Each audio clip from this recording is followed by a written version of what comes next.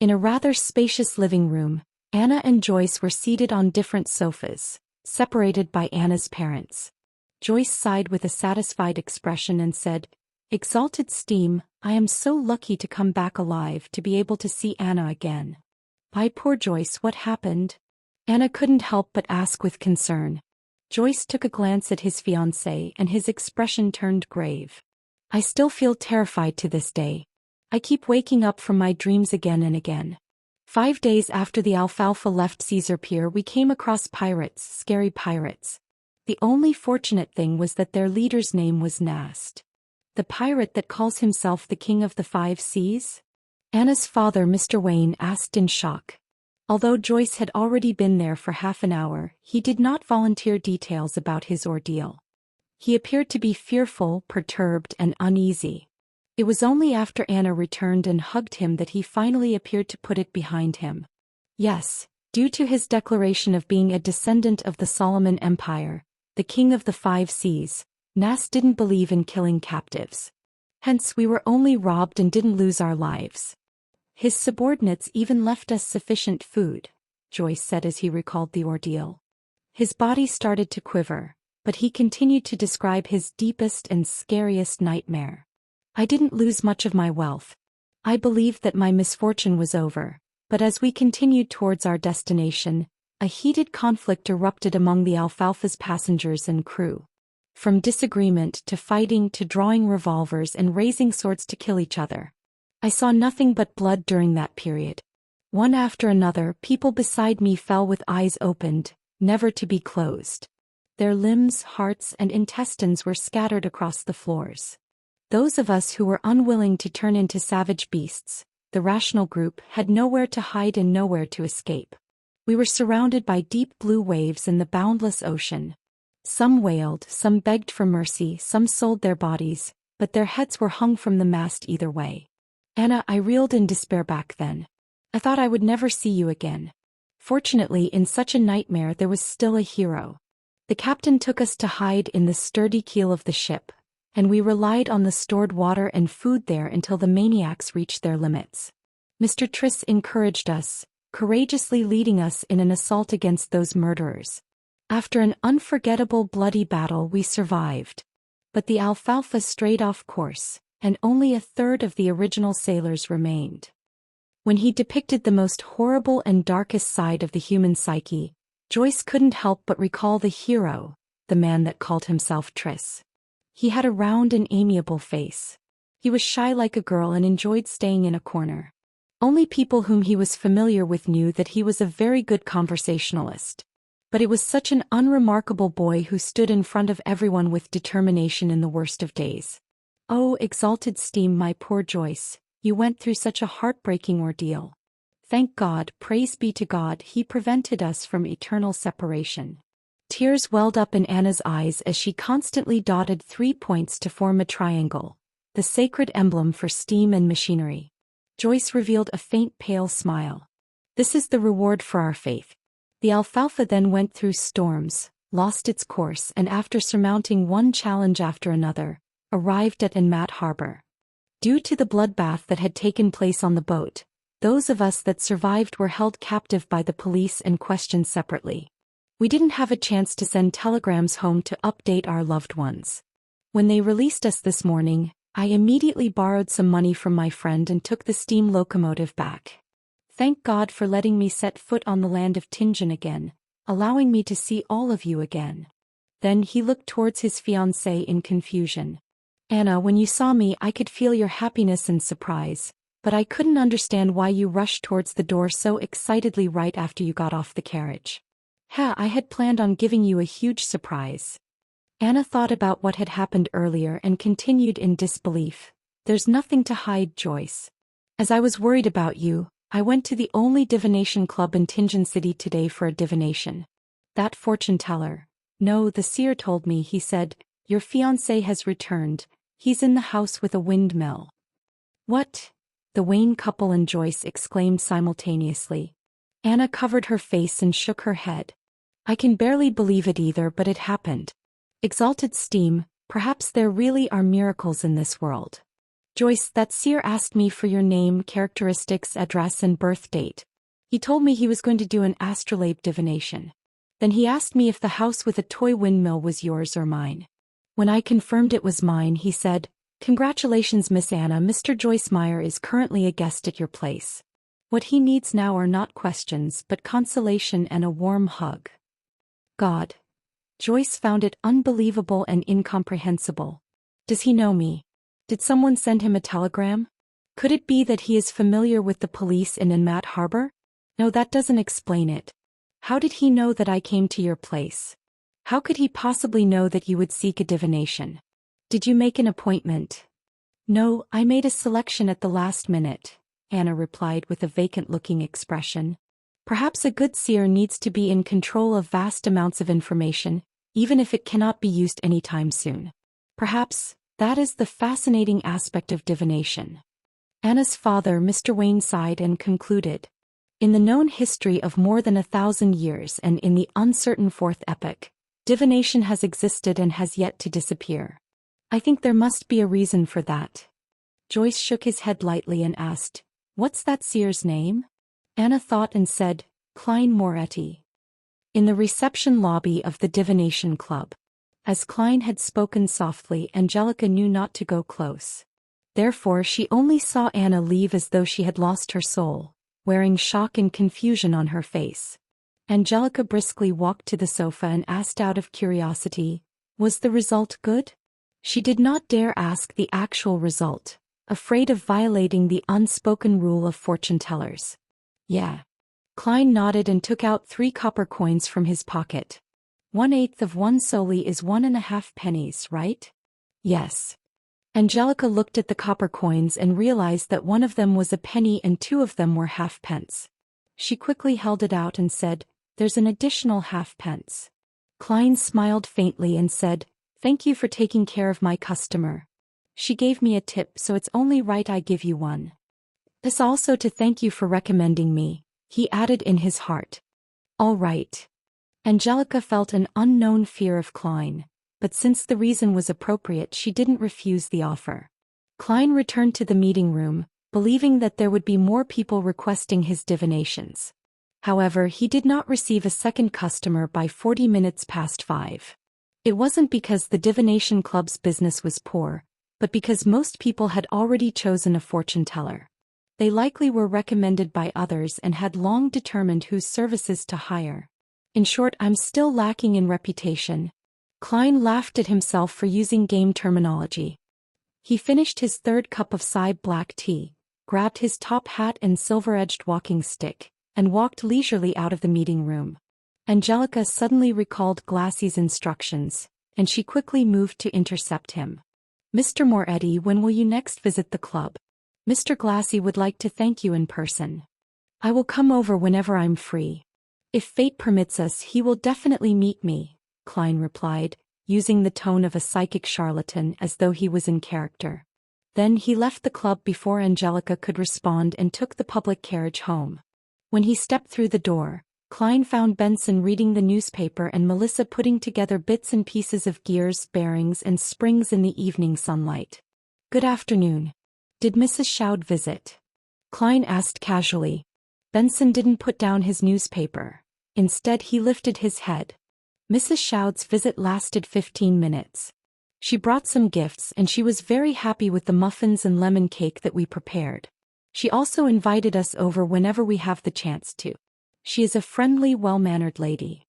She knows how to carry a conversation very well too. The only problem is their belief in the Lord of Storms. They believe that girls shouldn't go to school but should be homeschooled instead," Melissa complained. It was obvious that she was very upset about it. "Don't mind that. As long as she doesn't disturb us, she will still be a good neighbor," Klein comforted his sister, smiling. The Lone Kingdom was a multi-religious nation, unlike the Frosak Empire in the north, which only believed in the god of combat, or the Feynapotter Kingdom in the south, which only worshipped Mother Earth. It was inevitable that the congregations from the 3 major churches of the Lord of Storms, the Evernight Goddess, and the God of Steam and Machinery had conflicts in beliefs and customs. After 1,000 years of this, they restrained each other, making coexistence possible. Okay. Melissa pursed her lips and redirected her focus onto the pile of parts again.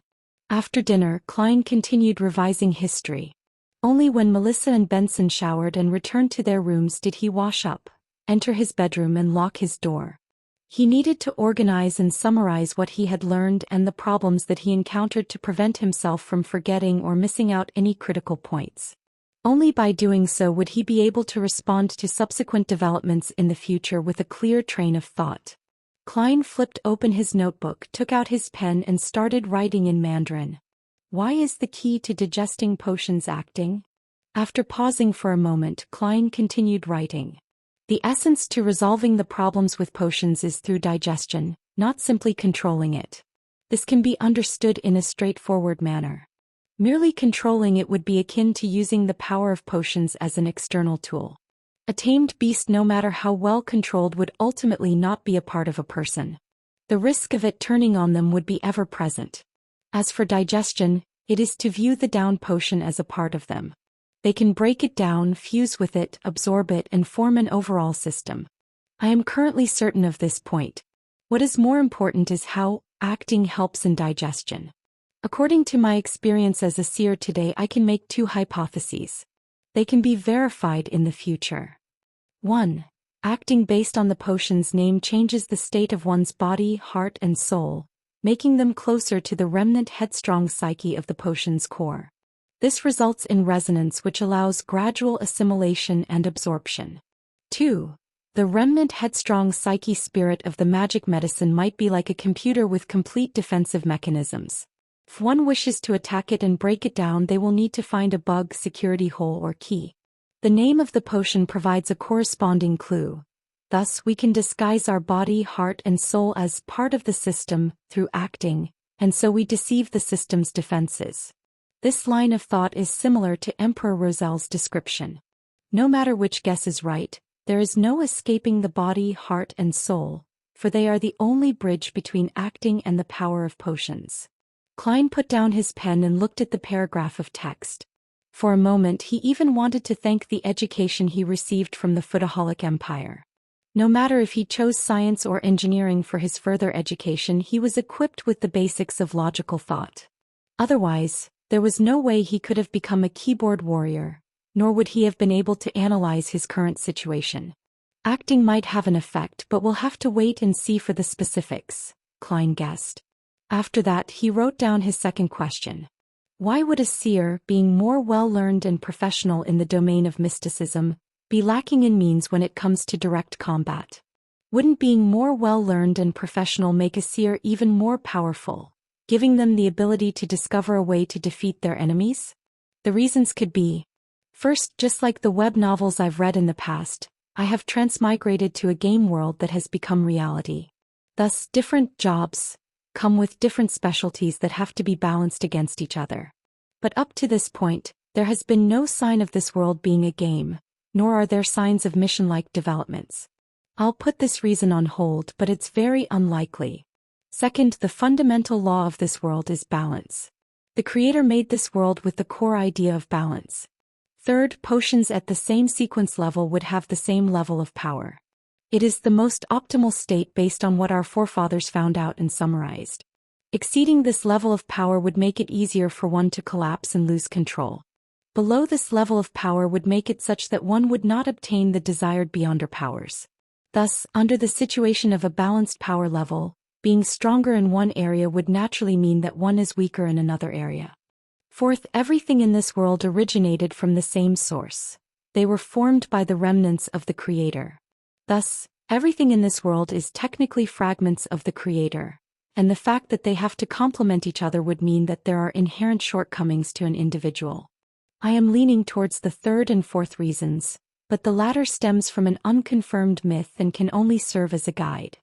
Thus, I shall use the third reason as a guide, and try to ascertain it using my current knowledge and future studies. At this point, Klein had already written 2 full pages but did not stop.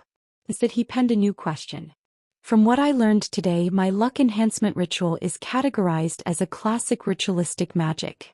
Similar kinds of ritualistic magic can be split into 3 parts: the first being a sacrifice that sparks the interest of a corresponding existence. The second is comprised of incantations specifically describing the existence in question. The third is using simple formatting and symbols to convey what one is asking for. Using this as a benchmark to analyze the luck enhancement ritual, there's an obvious problem. There is no third part. It has the sacrifice aspect in the placement of staple foods and walking a square in a counterclockwise manner with 4 steps. There is also a clear indication who the incantation is for, such as the phrase, "Blessings stem from the immortal Lord of heaven and earth." But all I did after was close my eyes and wait. There was nothing in the ritual that described the goal of enhancing my luck. In other words, the corresponding existence has no way of knowing what the so-called luck enhancement ritual is asking for, and can only do as they see fit. Do as they see fit. What a troll. Isn't that darn quintessential divination and arcane arts of the Qin and Han dynasty too much of a troll? I must have had rocks in my head back then for trying. Klein stopped writing and took 2 deep breaths, trying hard to calm himself down. He spat out a foul breath and continued writing. I can consider redesigning the ritual, making it more complete. The motive of the ritual shall be to return to Earth, back to the world with my parents and friends. Then here comes the question. Was the entity truly acting on a whim? Or is there a deeper meaning to it? Also, is the entity that the descriptive incantations point towards in this world the same one from Earth?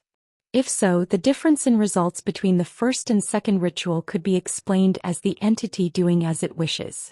But the results of me appearing above the gray fog during the second and third time, while being able to connect to justice and the hanged man, has basically no differences. Why would that be so? If the fourth ritual tomorrow afternoon shows me the same stable results, that would mean that the effects are consistent. That would mean that the unknown entity has an agenda I do not know about. If that is the case, adding new descriptions and requests would not get me a clear response. In fact, it might complicate the ritual and result in adverse effects. Would the difference between the first ritual and the subsequent rituals, under the premise that the entity I called upon is the same one, mean that the results would be different depending on the world I'm in? It is like I am using a different interface. Then how can I design it to obtain my desired outcome? If I think that the entities behind the first and subsequent rituals are different, some of the questions can be perfectly answered. But similarly, the stability of the results in the second and third rituals would mean that the entity I am praying to has a certain agenda, and there is no way I can change that for the time being. The most important question is the identity of the entity that the ritual is directed. Where is he, and why doesn't he give me any clues or guidance? Could he be deep in the world of fog? Can I treat him as an entity in slumber, an entity that would give fixed responses if I give him a certain stimulus, but would not interfere with what I do other than that? Then I can introduce a different ritual as a stimulus and conclude whether the feedback I receive is regular. That way I can find the correct method of returning. But the problem lies in the possibility that he is not asleep. In that case, such tests might result in terrifying outcomes. Might be really dangerous. The first attempt must be conducted with extreme caution. The design must not anger the being. What a headache. I need more knowledge. Klein sighed and gave a summary. Finally, he wrote down other miscellaneous items. There are always formless voices resonating in my ears, shouting Hornacis and, was it saying Phrygia or Phagria? Hornacis is the mountain range dividing the Lone Kingdom and the Intis Republic. Its main peak is 6,000 meters above sea level. According to the records in the Antigonus family's diary, there existed a nation of the Evernight in the fourth epoch. Is the nation of the Evernight related to the Evernight goddess? Is there any connection between the two? Are they allies or enemies? Was the Antigonus family obliterated by the Church of the Evernight goddess due to nation of the Evernight? Did I hear murmurings coming from the diary from the howls of the Antigonus family over 1 or 2,000 years? What then does Phrygia mean? An interesting question. To be able to leave behind such a diary, to leave behind sealed artifact 2-049 implies that the Antigonus family had possession of a relatively powerful Beyonder power. If that is so, which sequence did they possess? Was it complete or not complete? My realization that the diary is in the hands of Ray Bieber was a bit of a coincidence. But without any indication of it being arranged, could my fate really be tied up with that diary's? His ideas were penned on the pieces of paper. Klein tried his best to write down the events he had experienced and his guesses about their meaning. He wrote a total of 4 pages on both sides of each page. Rip. Klein suddenly tore off the 4 pages and read them from top to bottom, sometimes marking certain sections with his pen, adding a few sentences at other times. Time flew quickly. The crimson moon was temporarily covered by dark clouds. Klein picked up the pocket watch on the table, snapped it open and looked at the time. He put down the watch and took out a box of matches from his drawer. He lit one and brought it close to the 4 pages of notes.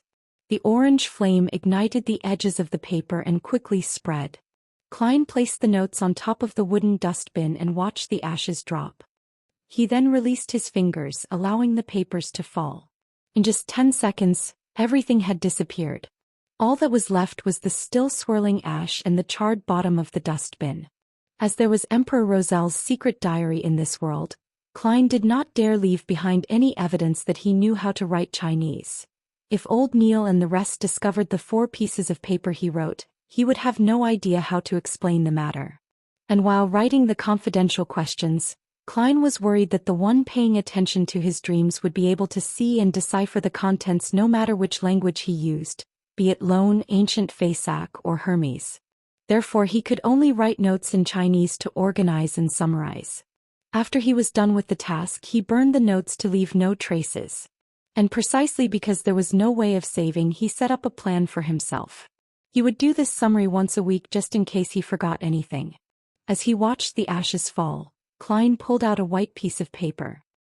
He wrote the title, "To My Respected Mentor." He wanted to write to Senior Associate Professor Quinton Cohen, asking if he had any relevant historical information about the main peak of the Hornacis mountain range. The next day, a Monday morning, Klein, who had the day off, didn't leave home.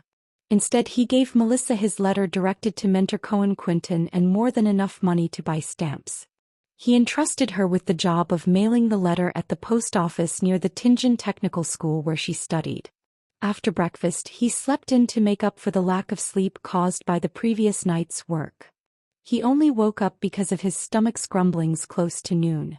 He heated up some leftovers from the night before and ate them with a loaf of rye bread. Klein grabbed a newspaper and entered the bathroom on the 2nd floor. Whenever he did that, he couldn't help but sigh at the lack of a cell phone. After about 7 or 8 minutes, he left the toilet refreshed and washed his hands. He then returned to his bedroom and locked his door. Klein drew the curtains, lit up the gas lamp, and cogitated for half an hour. After practicing his spiritual vision, spirit dowsing, and dowsing rod for half an hour, he spent another hour mentally reviewing the mysticism knowledge he had gained recently.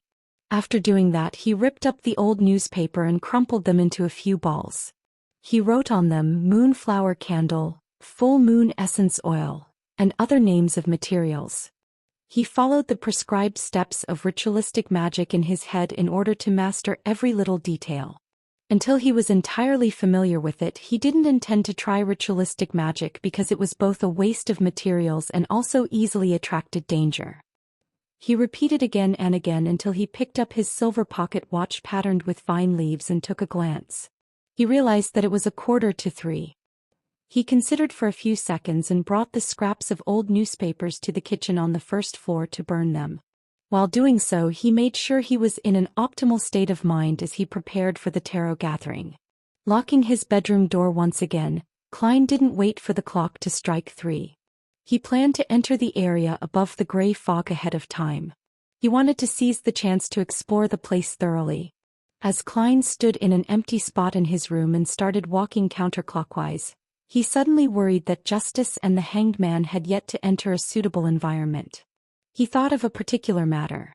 Would they be disturbed or discovered? He had previously mentioned to allow Justice and the Hanged Man to apply for leave ahead of time if they needed to be absent from the gathering for some reason, such as being unable to find time alone or unexpected circumstances. It would have been an almost unsolvable problem for Klein in the past. There was no way he could build an entire server-based internet by hand in a different world, right? Any technology beyond the telegram could expose him. But now he had suddenly found inspiration from ritualistic magic. Ritualistic magic borrows the powers of others by seeking the help of different existences. Similar incantations would make it clear who it is directed to in the beginning, such as the Evernight Goddess or the Lady of Crimson. It would be a description of the unknown and clandestine existences. Then can I amend the chant and redirect the beginning of the chant towards myself? Directed at me.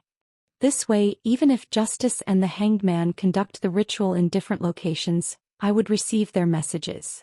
Klein suddenly felt fresh insight as he began analyzing the likelihood of the method working. There are two difficulties. First, I am not an incredibly strong high-level sequencer.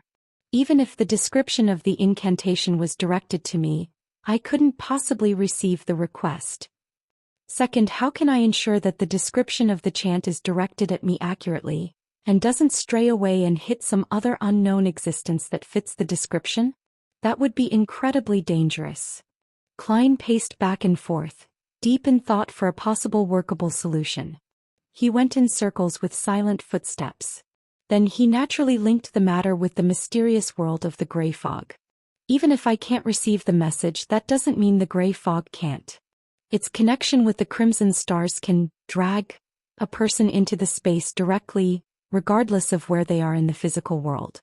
I could consider tying myself to the mysterious space together during the directed description. In accordance with this train of thought, even though I might not immediately receive the request, when the other party is holding the ritual, I will still be able to see the corresponding messages whenever I enter the gray fog. To put it simply, it is the difference between being online and offline on an instant messaging system. Klein became more excited the more he thought. He felt that his idea was worth a try. What kind of description could be used to precisely direct a message to me and to the gray fog world? He started thinking about the actual details. In fact, he had an incantation that would definitely work. It was none other than the lone translation of "Blessings stem from the celestial worthy of heaven and earth." But herein lies the problem. He would lose control of the gray fog and lose his leading role. He could only exclude it. Fool from an alternate world? No way. It is quite accurate and there is almost no other existence that fits the criteria, but it would expose my biggest secret. Klein thought of one incantation after another, but he crossed off each one. After about 7 to 8 minutes, he finally decided on the description of the first paragraph that directed to him. The fool that doesn't belong to this era. It was obviously not accurate enough. Therefore Klein quickly added, the mysterious ruler above the gray fog. The combination of the two lines practically limited it to him. Furthermore, he had tied the gray fog to him. It's still a little short. I cannot eliminate the possibility that there are multiple spaces and rulers above the gray fog. I cannot eliminate the fact that the description might be directed to the spirit world. Klein creased his eyebrows and planned on making it more certain. He thought for a full minute and finally decided on the last part of the description. The king of yellow and black who wields good luck. It shared a similar meaning to blessings stem from the exalted the arch of heaven and earth one. If the incantation purely depended on that part of the description, it might end up being directed away and provoking unknown dangerous existences. But with the first two lines as a limitation, and his experience of arriving above the fog through a similar incantation, he believed that the target's description could result in a perfect lock-on. Klein wasn't sure if casting the ritualistic magic with those three descriptions would be effective, but he was definite that it would not attract the attention of another existence. It wouldn't throw Justice and the Hanged Man into danger. Klein heaved out a long sigh and recited the incantation that he had decided upon. The fool that doesn't belong to this era, you are the mysterious ruler above the gray fog. You are the king of yellow and black who wields good luck. He nodded his head slightly and took out his pocket watch to confirm the time. It's already 2:58. Without further thought, Klein put away his pocket and entered cogitation. Soon he chanted and took 4 steps counterclockwise to form a square. The most ferocious noises and heart-stirring roars were heard once again. He felt the headache that was even harder to deal with than the pain of consuming the seer potion. The pain was not a sharp pain that tore through his head. It was a throbbing pain that made him manic and irrational. It was a pain that left him in chaotic confusion. Klein controlled himself using cogitation and tried hard to ignore the voices. The muttering and murmurs receded like the tides. His body became ethereal along with his spirituality. Everything seemed to float. The boundless gray fog appeared before his sight, the crimson stars at varying distances from him, just like pairs of eyes. Above the gray fog stood the palace, lofty and towering like the home of a giant. It was as though it had been there for millions of years. All Klein did was will it, and he disappeared from where he was, reappearing at the seat of honor at the long bronze table with 22 high-backed chairs. The effect of the ritual is definitely fixed, Klein muttered.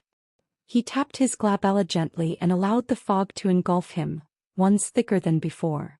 According to the description of the hanged man, if Justice had become a spectator, it would be best not to reveal any of his tics before her. Without any time for exploring, Klein extended his right hand and formed an invisible connection, connecting him to the two familiar crimson stars. On the roaring blue waves of the Sonia Sea, an ancient sailboat was sailing with the wind. Alger Wilson locked himself in the captain's cabin and made Ghost Ship provide him the best protection. He opened the pocket watch before him and laid it next to the brass sextant. The clock was ticking without joy as it exuded nervousness.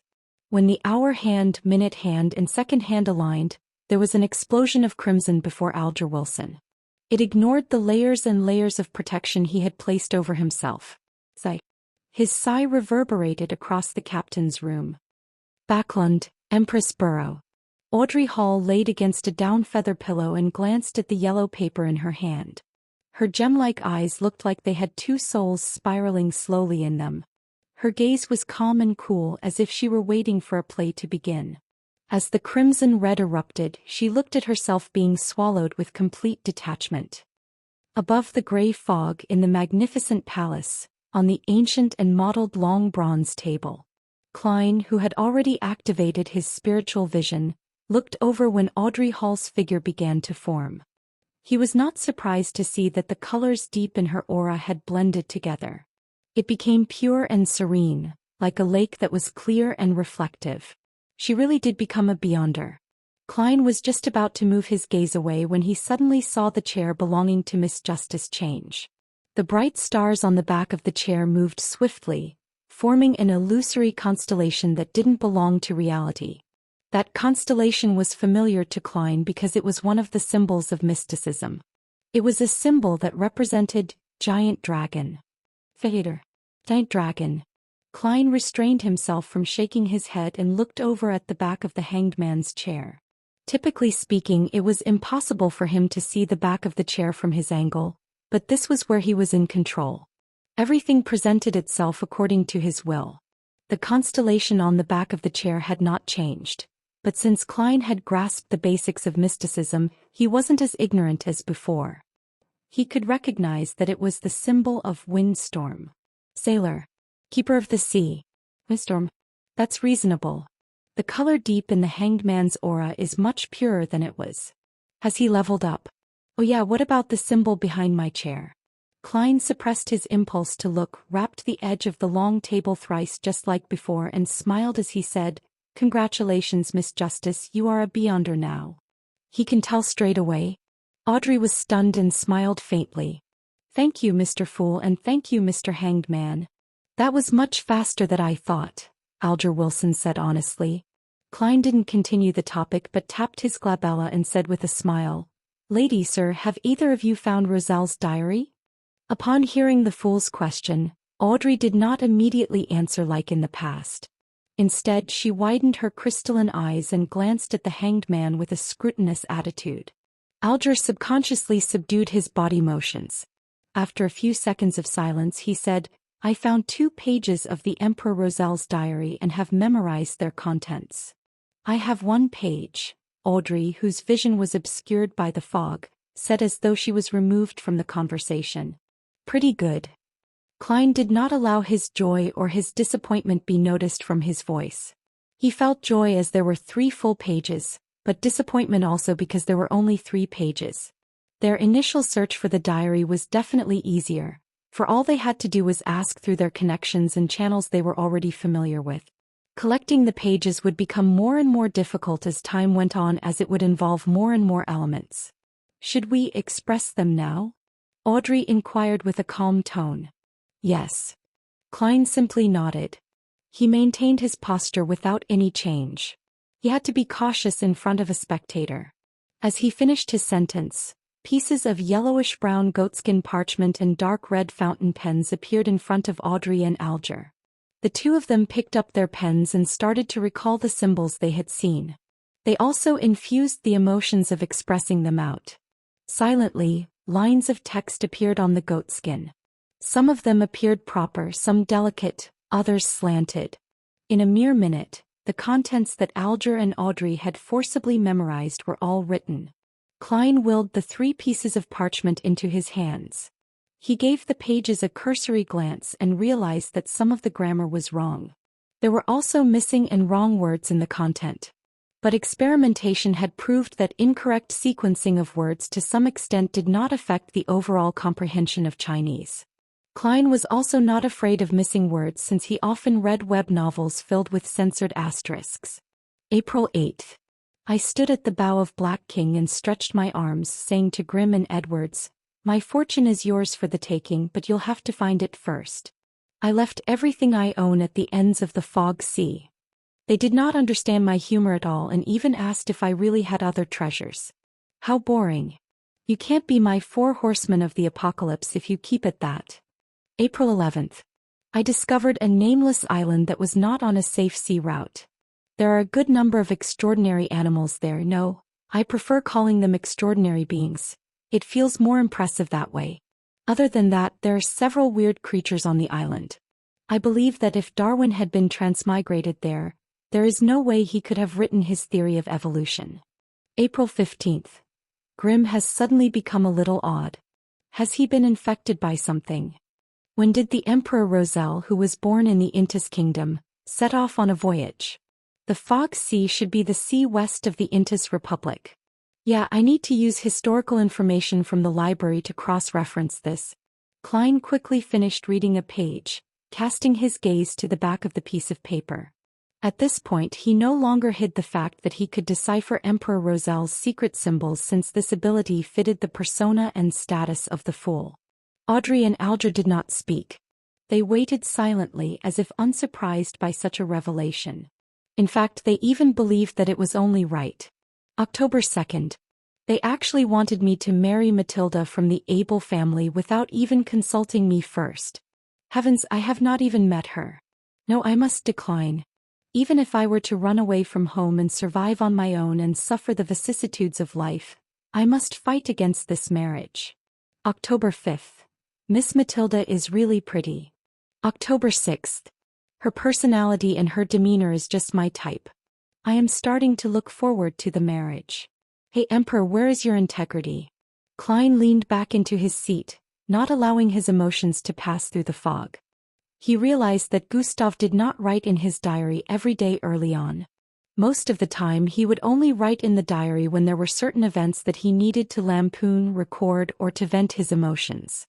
He shifted his gaze downward. Klein looked at the last sentence of this page. October 9th. They actually called me the son of the steam. I like that very much.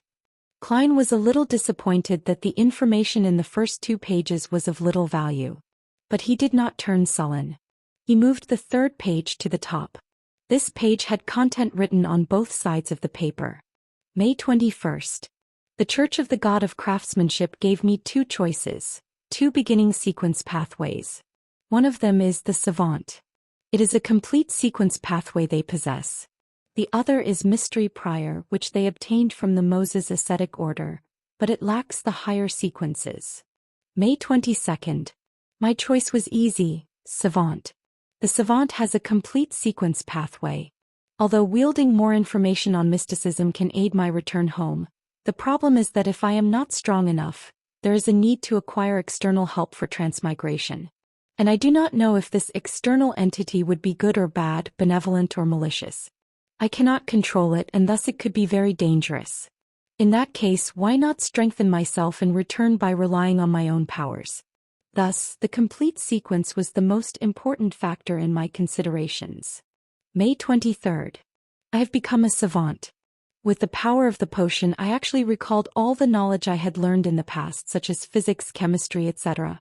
I have not only recalled the knowledge, but I understand it more deeply, as well as its possible applications and implications. This is a job specially tailored for a transmigrator like me from an alternate realm. I will be able to express my advantage to the greatest extent. I have to say that if I were to return in my present state to the third year of high school, I would definitely become top scholar. If I could further specialize in an area, it wouldn't even be too hard for me to become a scientist. May 26th. I am enjoying my status as a savant. Something odd worth mentioning. When I address myself as a savant, doing things that are in line with this role, the murmurings that drive me crazy become considerably softer. I have also been able to control my occasional temper outbursts. I have also recalled the matter regarding the diary. Is this the acting that the mysterious Mr. Zeratul mentioned? This could be key in resolving the side effects posed by potions. As Klein read the diary page, he had a deep realization that there was a fundamental difference between how he and the Emperor Rosal did things. For example, regarding the matter of returning home, Klein considered grasping in-depth knowledge of mysticism to avoid risks and accomplish his goal, while Emperor Rosal preferred to rely on himself and face the risk. I have to say, I envy people like that sometimes. Perhaps everyone yearns for something they do not possess. Of course, I also have to consider strengthening myself. Both of these are important, Klein thought, sighing a little. The description provided by Emperor Rosal about acting instilled Klein with confidence that the conclusion he made about acting yesterday was more or less correct. He put the 3 diary pages down, looked up at Justice and the Hanged Man. He smiled and said, "My apologies, I was too absorbed in reading them." Audrey calmed the envy in her heart and smiled faintly. "I can understand. I hope to one day be able to exchange information about the diary's contents. That will require a price." Klein smiled and glanced at Justice, then swept his gaze towards the silent Hanged Man. Audrey put her palms together and placed them in front of her. "Mr. Fool, Mr. Hanged Man, I have 3 questions to ask. If you think that the answers warrant a high price, tell me what you want, I will try my best to seek it." "No problem," Alger answered succinctly. Klein nodded and leaned back further, making himself comfortable. Audrey thought for a few seconds and said, "The first question is, what does acting really mean? I realize that the remnant psyche in the potion has minute effects on me. Is that because I've been acting as a spectator all this while?"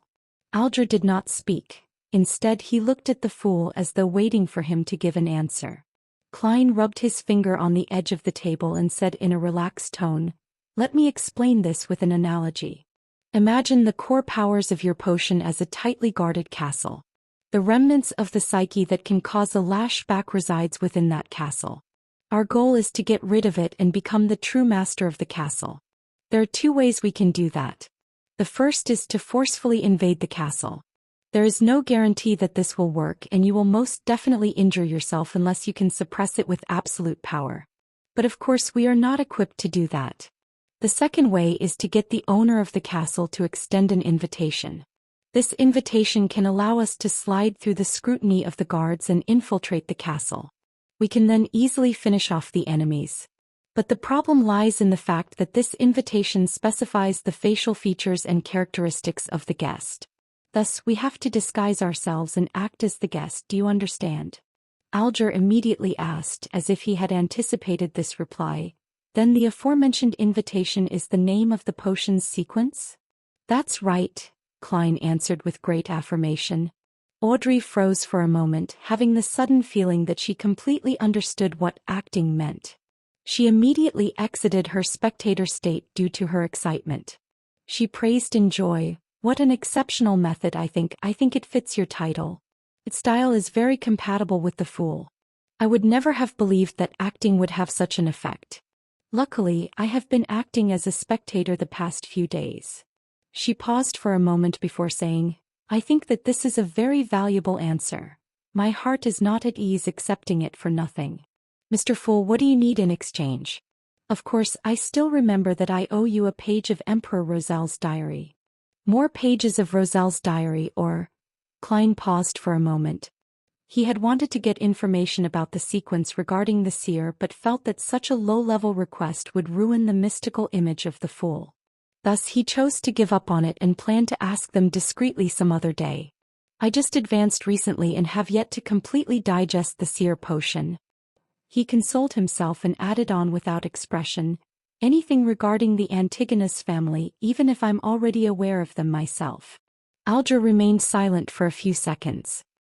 He looked at the top of the long bronze table for a moment before slowly opening his mouth. Mr. Fool, I believe I can pay you back immediately with the information you requested just now. No problem. Klein tried to maintain his unchanging deep tone. He rested his left elbow on the armrest of his chair and supported his forehead slightly with his fingers, posing as though he was listening calmly. Alger deliberated over his words and said, "The Antigonus is an ancient family. Their history can be traced back to the Cataclysm epoch before the Fourth Epoch and is related to the Second Blasphemy Slate." The Second Blasphemy Slate? There's a Second Blasphemy Slate? How many are there?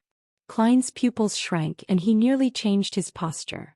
According to what the Hanged Man and Justice have said previously, the Blasphemy Slate contained the profound mysteries of the 22 paths of the divine. There are 2 of such important items or even more. 22 paths of the divine. Sequences and pathways. Could these 2 nouns mean the same thing? Every complete sequence pathway leads straight to the throne of the divine?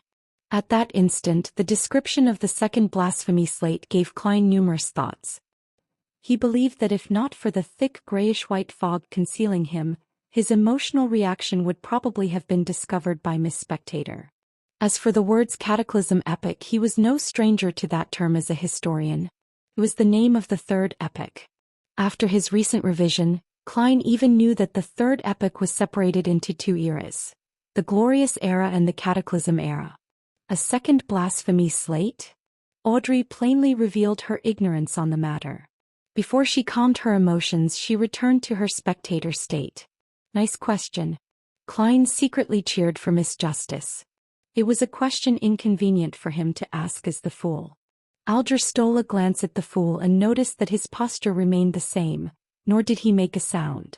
Hence he thought and answered, "The First Blasphemy Slate appeared in the Dark Epoch, which is the second epoch where we humans struggled to survive under the protection of gods. The Second Blasphemy Slate appeared at the end of the Third Epoch. It could even be said that its appearance symbolized the end of the Cataclysm Epoch. The content of the 2 blasphemy slates is kept secret by the 7 major churches. I only know bits and pieces of it. I only know that they involve the pathways to godhood, but I am not sure of the differences between them. Was the blasphemy slate that Emperor Rozel saw the first or the second?" Audrey asked curiously. Upon hearing that, Klein recalled what Alger said about the potion names during the first gathering. He said that the names of the sequence potions were derived from the blasphemy slate. Similarly, Captain had also mentioned that the formation and completion of the potion system was thanks to the birth of the blasphemy slate. That indirectly confirms that the pathways to godhood are the sequence pathway. Klein answered his earlier question silently. Then Alger simply replied, "The second one." The glint in Audrey's eyes diminished and she returned to her spectator state. She did not continue asking questions. Instead, all she did was focus her gaze on the Hanged Man.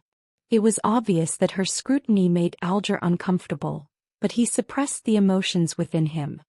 He lowered his voice and continued, "During the Solomon dynasty in the Fourth Epoch, although the Antigonus family was considered an illustrious part of the aristocracy, they didn't do anything very memorable until they supported the establishment of the Tudor Empire. They then stood right in the middle of the stage of northern continent. In that period, Antigonus, Ammon, Abraham, Jacob and others were illustrious names of the human kingdom.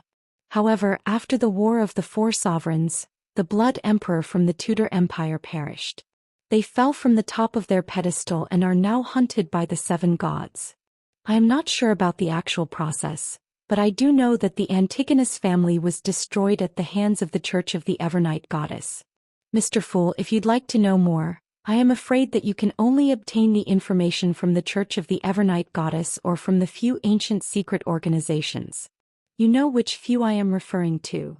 I don't. Klein nodded while feeling bitter inside. Okay. The secret order is one. Captain and old Neil mentioned the Moses Ascetic Order. I wonder if the psychology alchemists count. While he mentally checked off the candidates, Alger provided him with the last bits of information. I similarly have no idea which sequence pathways the Antigonus family held. There are only two adjectives that appear repetitively in the descriptions of the Antigonus family, and those are strange and terrifying. Strange and terrifying. Thinking back to the notebook, the original Klein and his classmates, and what happened to Ray Bieber's mother, it really is aptly worded. Klein continuously rapped the edge of the long table with the tip of his finger a couple of times. Then he slowly began to speak. Very well, I am satisfied with the payment. The reason he continuously rapped the long table lightly with his fingers was to emphasize the action, to make Justice and the Hanged Man believe that he had a habit of rapping in order to conceal the fact that the same motion was used to activate and deactivate his spirit vision. It's my pleasure. Alger did not say anything else. Audrey took a look at the Hanged Man and then the Fool. She smiled faintly and said, Then I shall ask the second question. What is the name of the subsequent potion for Spectator? Where can I find the clues? I'd also like to ask so straightforwardly, but different choices lead to different difficulties. Klein did not speak but cast his gaze towards the Hanged Man. Alger remained silent for a few seconds before saying, I'll answer the question for free because I led you on this pathway. The subsequent sequence for Spectator is Sequence 8 Telepathic. The ancient name of Sequence 7 is Psyche-Analyst but is called Psychiatrist now. This is what I found out from a member of the Psychology Alchemists. I think they should have quite a number of potion formulas for this pathway. Psychology Alchemists. Spirit Medium Daily was rather approving of their theory, but Captain thought of them as evil and crazy. Klein listened while in deep thought. Do you know the whereabouts of that particular Psychology Alchemists member? Asked Audrey as her eyes beamed with joy. Be it telepathic or psychiatrist, both names appealed to her aesthetics. Alger gave a rare laugh. I do. He's immersed in the seas around Sonia Island. I sank him with my own hands. If you would like to look for the Psychology Alchemists, I have to apologize since I severed the clues. He was not worried that Justice would find his identity through his description because he did that on his own, out of the public eye. Sank. Audrey was at a loss how to reply or what expression to wear. She drew a deep breath and suddenly failed to maintain her spectator state. She asked bashfully, the third question. If, and I'm saying if, a normal animal were to drink a Sequence 9 potion, what would happen? What kind of a question is that? Klein tapped his glabella unnoticeably with his finger that was supporting his forehead.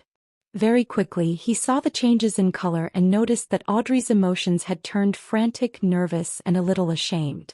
Could she have done something that stupid? Klein was astounded but didn't find it strange. After the past two gatherings he was certain that Miss Justice was quite an airhead.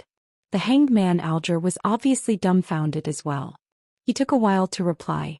Normal animals do not have the brains of humans. They wouldn't be able to learn cogitation in a timely manner. Therefore it would most likely lead to immediate death or a breakdown into a monster. However, if they survived the initial ingestion of the potion, they should become an extraordinary creature.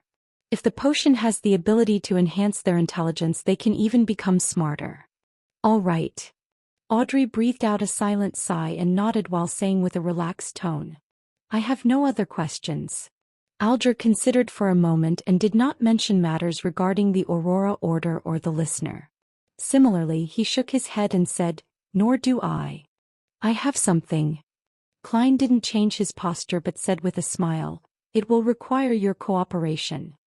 He had yet to turn off his spirit vision, and he immediately saw that the Hanged Man was showing signs of nervousness, while Miss Justice was too simple-minded to show fear or carefulness.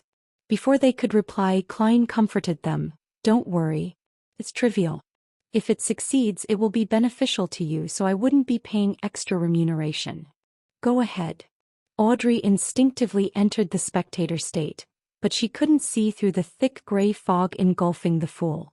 As you will, Alger replied, steadying himself. Klein moved his fingers and smiled when he said, "Previously I said that we would do some experiments to enable you to ask for a leave of absence. That way, you do not have to worry if you have to be somewhere inappropriate on a Monday afternoon." "That's our wish." Audrey loosened her tightly knitted eyebrows. Alger thought and said, "What do you need us to do?" "You could try a piece of ritualistic magic during your free time. Need not be too formal. As long as you are in an environment that won't be disturbed. Put 4 brand new candles on an altar, placed on 4 corners respectively. It's best if they are candles with a sandalwood scent. Put a loaf of white bread near the candle on the top left corner, a bowl of Potter noodles near the candle on the top right corner, paella by the candle on the bottom left corner, and a desi pie by the candle on the bottom right corner. Use a silver knife to make a sealed spiritual environment." Klein described his modified version of the luck enhancement ritual and taught Miss Justice how to create a spiritual environment for free. To be frank, as the ritual was targeted at himself, Klein believed that the former part, which was intended to attract the interest of an entity, could be omitted completely. However, he still worked hard to make the procedure seem important. Of course, it didn't comply with what old Neil taught about gods being second and oneself being third. Mix moonflowers, gold mint, slumber flowers, fingered citron and rock rose together, then distill it. Extract it for its essential oil, then pour a drop onto each candle. Audrey listened with piqued interest as she recorded all that he said. When he was done, she asked, "What about the incantation? Mr. Fool, what's the corresponding incantation?" Alger stopped writing with the fountain pen in his hand as well. He turned his head to look at the fool. Klein, who was immersed in the gray fog, tapped the edge of the long table with his finger lightly and said calmly and monotonously in Hermes, "The fool that doesn't belong to this era, you are the mysterious ruler above the gray fog. You are the king of yellow and black who wields good luck. The fool that doesn't belong to this era, the mysterious ruler above the gray fog. King of yellow and black who wields good luck." Audrey Hall recited the 3 descriptions to herself silently. She suddenly felt a tumultuous wave of emotion go through her, preventing her from maintaining her spectator state. As an aficionado of mysticism, she had learned Hermes that was used in rituals and had tested out the rituals that fellow noble aficionados mentioned in private gatherings before she was pulled into the gray fog or made formal contact with beyonder powers. None of those rituals had any effects, but they had given Audrey a basic understanding of the structure of incantations. Thus, she knew clearly what these 3 incantations described and signified. The descriptions usually described one of the 7 gods that looked over this world. Thus, the fool's incantation was claiming status equal to the Lady of Crimson, Mother of the Secrets, and the Empress of Disaster and Horror. Is Mr. Fool the unknown, mysterious, powerful, godlike entity that Glaint spoke of? The source of danger that we must avoid in rituals? Audrey quickly recalled the comments made during the strange rituals which she and her friends did not dare attempt back then. She was momentarily at a loss for words. Alger Wilson, who knew and understood much more than Audrey, shivered from the bottom of his heart. If the ritualistic magic which Mr. Fool designed truly points to him to allow him to accept our requests, we would have to be addressing him with him. He is to be addressed in the 3rd person, which is reserved for gods. How lucky, how smart I was to act in concert with him and not do anything foolish. Even when I was testing him, I did not step beyond the boundaries of normalcy. Could he perhaps be an ancient, mysterious, horrifying existence, only that he does not appear before us in his true form and name? The primordial demoness, the hidden sage, or the true creator which many mysterious churches believe in? Alger understood that the fool he was looking at now might not be his true form. He might not even have a gender or be a humanoid creature.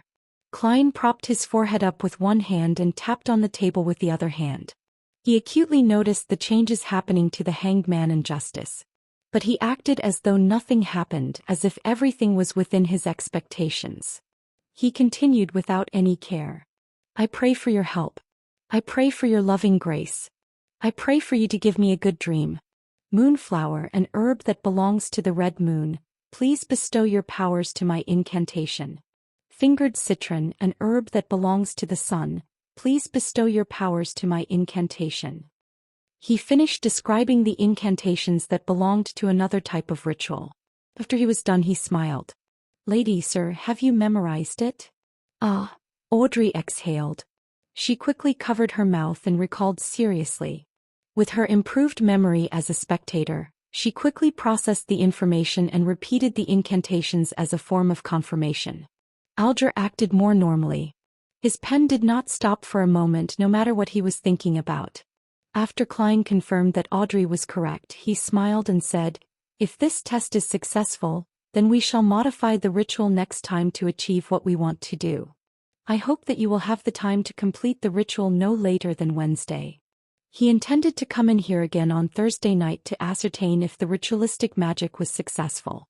As for why he did not allow the hanged man and Justice to directly request a leave of absence, Klein was worried that he would be unable to discern if the results were from them asking for leave or merely the outcome of an attempt of the ritualistic magic. Was he to pull them into the gathering if that happened? By your will. Audrey and Alger replied respectfully, collecting themselves. According to the hanged man's suggestion last week, we shall have a time for casual conversation after all official issues have been discussed. Who shall begin? Klein gave a hand gesture signaling for someone to start. Audrey sighed and said, Mr. Fool, the suggestion you made regarding the exam selection and the separation between civil and political matters has received the approval of many members of Parliament. Perhaps it could become a reality. Of course, with the efficiency of this government, the bill will only appear half a year from now at the earliest. She was not worried that the hanged man would track her down using this piece of information. She had intentionally and intermittently dropped hints and guided those proud wives to think that they had conceived the idea. Those ladies had rushed to tell their husbands, their fathers, and their brothers. At that moment Audrey felt as though she was watching a flock of golden peacocks showcasing their tail feathers. She believed that those women would drill it in themselves that they came up with the idea to claim the glory for themselves. They would soon forget about what Audrey's role in the matter was, fighting among themselves to see who thought of the suggestion first. Using this remarkable way to change the system of a kingdom gave Audrey a weird sense of satisfaction, as if she had found a way for a spectator to influence the plot of a play. Let's hope so, Alger replied sarcastically. He paused for a few seconds, then glanced at the fool. He deliberated before saying, in recent decades, the amount of activities of the various secret organizations has seen an upward trend. In fact, there are even new secret organizations appearing, some of them having reached scale with a good number of Beyonders. Are you trying to ask me for the reason? I have not even gained access to information about illegal organizations. Klein merely smiled without commenting on the hanged man's news. He changed the subject and said vaguely, an ancient power is about to wake from its slumber. For example, the power represented by the Antigonus family diary. Is that so? Alger muttered softly to himself as though he recalled something. Klein swept his gaze toward the hanged man, then past Justice and said with a smile, if there is nothing else to share, then let's end today's gathering here. By your will. Audrey and Alger stood up together. Klein moved his finger and severed his connection with the dark red stars. He watched as the two figures vanished from the magnificent palace. He stood up and turned toward his own chair, which was also the back of the seat of honor at the bronze table. He looked at its symbol. Radiant stars formed a strange symbol. It was not a symbol that fit anything in Klein's present understanding of mysticism. He observed it closely before identifying the pupilless eye, a symbol representing secrecy. He also saw contorted lines that represented change. Each of the symbols were missing a portion and were overlapped with each other, creating a new symbol. An incomplete secret and an incomplete change. What do we get when we add them together? Klein creased his brows and muttered to himself, unable to come up with an answer. He retracted his gaze and walked along the ancient, magnificent palace. His eyes scanned every corner of the palace. Back when I casually imagined this place, it was merely a rough concept. I did not describe the shape of the palace, table or chairs. Where does this design come from? The best choice? The first prototype? Or are they a reflection of reality? Klein suddenly had a question he neglected previously as he looked at the palace. I have to say that even though I am a keyboard warrior, I am lacking experience in many areas. I am also not observant enough, to the point of only realizing this question now. With such a self-reflection, Klein made a serious effort to examine every corner of the palace, but did not find any other living things or anything strange. Klein did not dare to venture deeper, which seemed to be an illusory land without boundaries. He was afraid that he would end up completely lost. While this place is indeed filled with mysteries, who knows if there will be any changes to this area when I become more powerful? Klein sighed. He unleashed his spirituality and enveloped himself within, causing him to feel the rapid rush of plummeting. Everything flew past quickly. All kinds of illusions shattered. He tore through the grayish-white fog and saw reality. He saw the table, curtains and clothes rack in his room. Backlund, Empress Burrow. Audrey saw the oil painting that hung on the wall. She felt the softness the down-feathered pillow under her head provided. She did not stand up immediately. Instead, she seriously recalled what had happened during the gathering, as if she was watching a play she had already watched. Mr. Fool had a certain confidence in his tone when he told us to try the ritual and gave us the descriptions of the mysterious ruler, the King of Yellow and Black. Confidence. Audrey exhaled as she was analyzing this silently, her body shuddering slightly. Forget it, since I cannot fight it, there's no need to think too much about it. Mr. Fool has always appeared friendly. He should be an entity that has a respect for order. Audrey's mood improved rapidly. She thought about her acting and the weakening backlash of the potion. She hummed a merry tune and got off her bed. She walked toward the door and adjusted her state of mind, taking on her state as a spectator. As she opened the door of the room, she saw a maid walking past. She saw the old calluses on her hands, the marks on her face and other similar details. She could deduce many things from these observations. At this point, Audrey had a strange feeling. She quickly turned to look at the shaded corner of the balcony. She saw her golden retriever Susie sitting there, silently observing her, just like how she observed the maid. My goddess. Audrey's lips twitched as she sighed. She wanted so much to hide her face. On the Sonia Sea, in the heavily protected captain's quarters, Alger woke up and noticed that nothing had changed around him. It was as if nothing had happened. He sighed and thought to himself, an ancient existence? Klein, who had exited the ritual, pulled open the curtains. He took out his notebook and began writing once again. He recalled the contents of Emperor Roselle's diary, hoping to reinforce the memory through writing and prevent himself from forgetting it in the future. Klein reread the notes several times after he finished writing. Finally, he tore the notes up and incinerated them. I shouldn't forget the most salient points if I do this once a week. But with time and the increasing complexity of my missions, how unfortunate I do not have better ideas for the time being. I have not learned any cryptography. Klein collected himself and stretched his neck. He planned on heading to the divination club. A seer was defined differently by different people. No one could say that another person's methods were wrong. So Klein, who did not know which kind of seer fit the requirements of the potion, could only correct it as he experimented to ascertain which one was the best fit. Before Klein left home, he took the time to meticulously clean up his suit and top hat with a small brush and a handkerchief.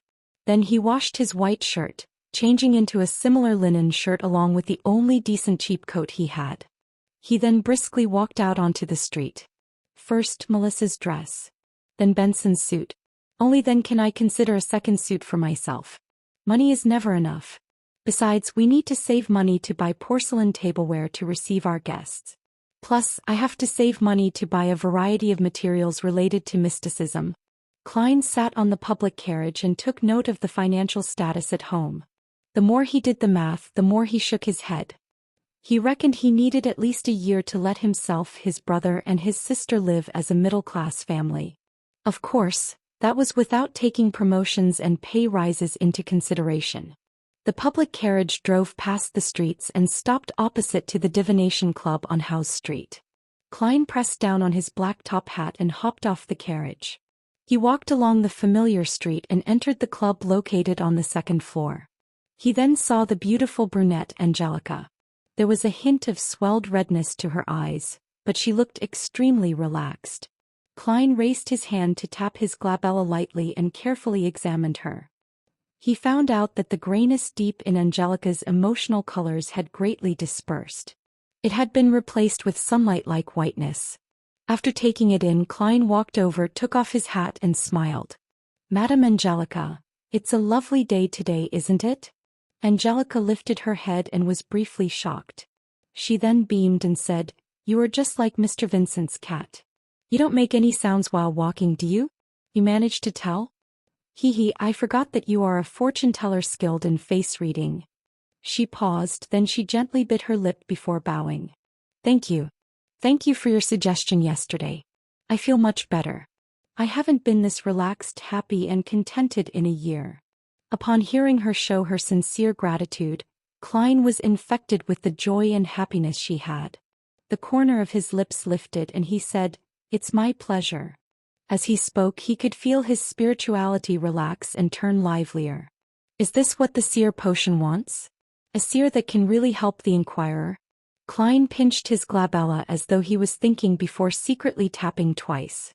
It had to be said that he found the action of activating and deactivating his spirit vision in practice insufficiently inconspicuous. However, the problem was that he hadn't thought of a better solution yet. As he had just become a seer recently, his spiritually had yet to reach its limit, and the same was applied to his mastery. Hence, there didn't seem to be many suitable locations for an activation switch for his spiritual vision. The glabella was the best option by far. "When I become a true seer after fully digesting the potion, I should be able to design a more inconspicuous activation motion." Klein nodded unnoticeably and walked towards the half-open meeting room. "Coffee or tea?" Angelica asked hurriedly. "Desi coffee," Klein answered. He planned on trying out all the drinks the Divination Club had to offer. Then he saw that there were 6 or 7 members present, but not Hannes Vincent, who was almost always was. "Mr. Vincent isn't here?" Klein stopped in his tracks and asked a passing question. Angelica was taken aback as she said, "Mr. Vincent doesn't come every day. He accepted an invitation to give a lecture for a divination organization at Enmat Harbor. Are you looking for him?" "Not at all. I was just curious. After all, I've seen him every time I've come here." Klein shook his head with a smile. Meanwhile, he realized that there was a familiar face among the 7 members present. Glassy, who had divined for him before, was present. Glassy was reading some information on the table with his monocle when he suddenly sensed someone looking at him. He lifted his and head cast his gaze. Obvious joy suffused his face as he propped himself up with both hands and stood up. He dashed towards Klein and stopped before him. "Good afternoon, Mr. Moretti. I have been wondering if you would come today. I heard from Angelica that you are not a doctor, but a fortune teller who is good at face reading?" Klein smiled. "That's not the only thing I'm good at. Mr. Glassy, you no longer seem plagued by your ailment." He pinched his forehead and tapped his glabella twice. He noticed that Glassy's health colors had returned to normal. "Yes, I was very regretful for not taking your suggestion back then. Luckily, there is a very amazing apothecary near my place. He gave my wife a magical medicine which brought me away from death," Glassy said emotionally. As a quasi-member of the Nighthawks, Klein asked out of occupational interest, "Very amazing apothecary? Very magical medicine.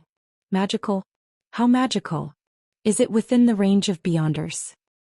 He said that it was a kind of folk medicine from Lemberg. "In short, it helped with treating my illness a lot," Glassy answered without noticing anything abnormal about the question. "Folk medicine apothecary?" Klein tapped his glabella as though he was thinking. "What's his name? Where does he stay?"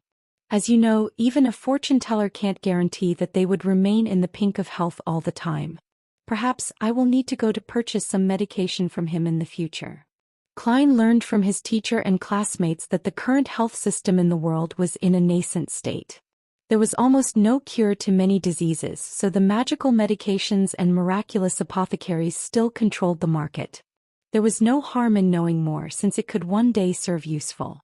Glassy answered honestly, "His name is Lawson Darkwaite." He has a tiny store at 18 Vlad Street in East Borough, named Lawson's Folk Herb Store. Thank you. Klein remembered it and spoke sincerely. Glassy turned around and invited him to sit beside him. At that moment, Angelica came over to serve the coffee she brewed. Compared to Southville coffee, Desi coffee is more fragrant, but has quite an inferior taste. Klein took a sip and savored it for a moment. Glassy hurriedly deliberated his words when he saw Klein put down his white porcelain cup. Mr. Moretti, can I request a divination from you? I will pay according to a price you set. 8 pence is sufficient. I will not raise the price out of the blue. Klein was hoping that someone would request his divination services. Do you need a divination room? All right. Topaz. Glassy led the way with much more familiarity. After entering the divination room and locking the door, Klein sat behind the long table. He asked in a serious voice, Mr. Glassy, what would you like the divination to be about? I have an investment opportunity, but the amount of money it involves is huge. If it fails, my family and I will take a heavy hit. I wish to know if it will be a successful investment. Glassy volunteered the information. I have divined using tarot cards previously. A divination after purifying my soul. The result was pretty good. Yes, I did the interpretation myself, but I did not violate the principles of those symbols. Klein thought and asked curiously, It'd be great if you could describe the entire situation once more and give me your information again. It'd be best if you have the other party's information too. We will do an astrolabe divination. All right. Glassy organized his words and said, When Mr. Lenivas examined the Hornacis mountain range, he discovered a gigantic mine rich in high-quality iron ore. He poured in all his savings to buy that land and hired a professional company to survey it. The result was a heartening one. He lacks funds needed for subsequent developments, so he formed a steelworks company and intends to apply for a loan from the bank using the project. At the same time, he will also issue a corresponding number of shares to raise its initial capital. The plan is still in its preparatory stage and promises fat returns. Klein, who had been reading the newspaper recently and also happened to be a history expert, knew that there were shares in this world. He also knew that the concept of shares was derived from Emperor Roselle. Yeah, him again. During the colonization of the southern continent, he had set up the Sibern Company and solved the nation's fiduciary matters successfully by raising funds from the public through the issue of shares. As such, he had the first mover's advantage from colonization. Because the returns were great, this development continued on. For example, there were railway shares, mining shares, steam development shares, and so on and so forth. There were some that succeeded and there were some that failed. Hence, it catalyzed the formation of organizations like the Backlund Stock Exchange. Besides that, the Emperor Roselle had created national bonds, unit trusts, and other financial products. The former had become the most stable form investment, with a return of 4 to 6% interest.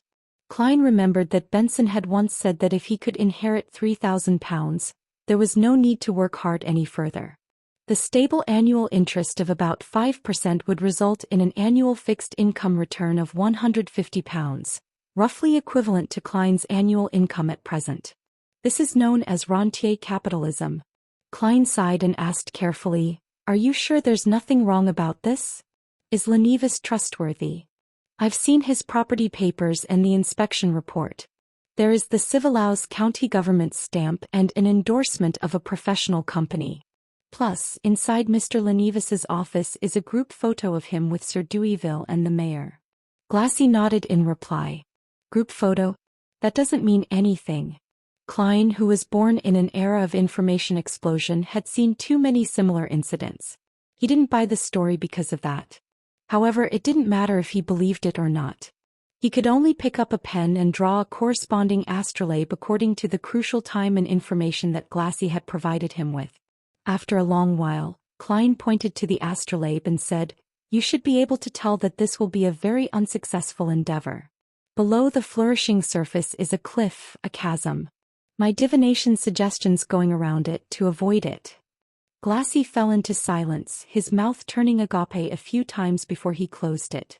A few minutes later he said with a rueful smile, I'll consider it carefully when I'm back. Upon hearing this answer, Klein could only shake his head with a silent sigh. He realized the helplessness of a seer. A seer could only give suggestions and not make the decision for others.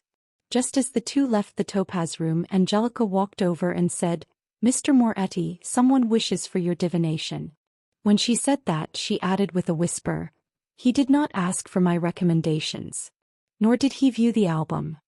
Has my reputation spread?" Klein turned towards the reception hall in puzzlement. Klein proceeded a few steps forward and saw the client. He was dressed in a formal black suit and a half-top hat.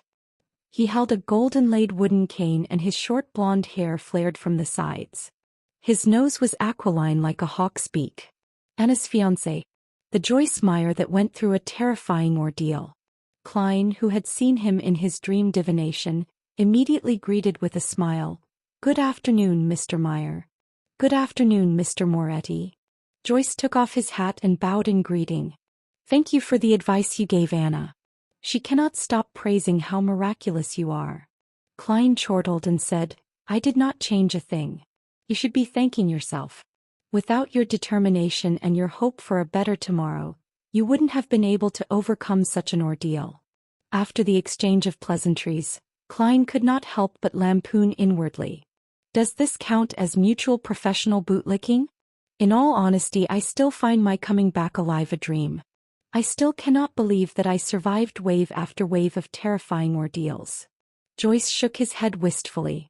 Without waiting for Klein's reply, he asked curiously, "You knew who I was the moment you saw me. Was that because of my unique nose, or because you divined that I would visit you?" "I had your detailed information." "That is enough for a seer," Klein answered vaguely, behaving like how a charlatan would. Joyce was indeed stunned.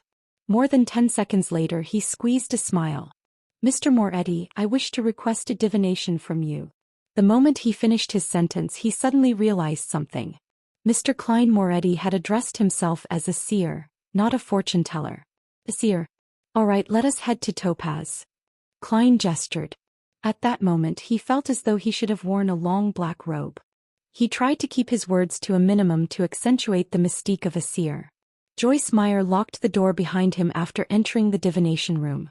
While he observed his surroundings, Klein seized the opportunity to tap his glabella twice and activated his spirit vision.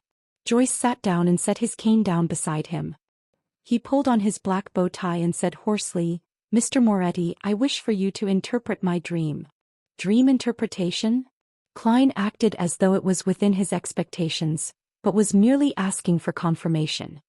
He saw that the colors representing Joyce's health were dull, but none of them signified an impending illness. The colors symbolizing his emotions were predominantly blue, and its darkness showed that he was obviously high-strung. Joyce nodded seriously. "I have had the same horrific dream every night ever since the Alfalfa arrived at Inmat Harbor. I know that this could be associated with the trauma of the ordeal and that I should go see a psychiatrist, but I suspect that this is no ordinary dream. A normal dream would definitely have some details that are different even if they recur every night, but this dream is, at the very least, constant in the parts which I can recall. To a seer, these kinds of dreams are seen as revelations given by the divine," Klein said, half consoling and half explaining. "Can you describe the dream to me?" Joyce clenched his fists and upped to his. He thought deep for a moment before saying, "I dreamed that I was falling from the Alfalfa into the ocean. The ocean was dark red as if it was filled with rotting blood. As I fell, I was grabbed by a person on the boat.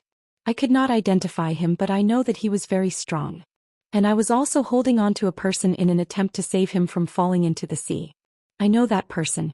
He was a passenger of the Alfalfa, Eunice Kim. Because of his weight and his struggling, I could not bear the weight and could only release my hands and watch him get devoured by the sea of blood. At that moment the person above me also released his hand.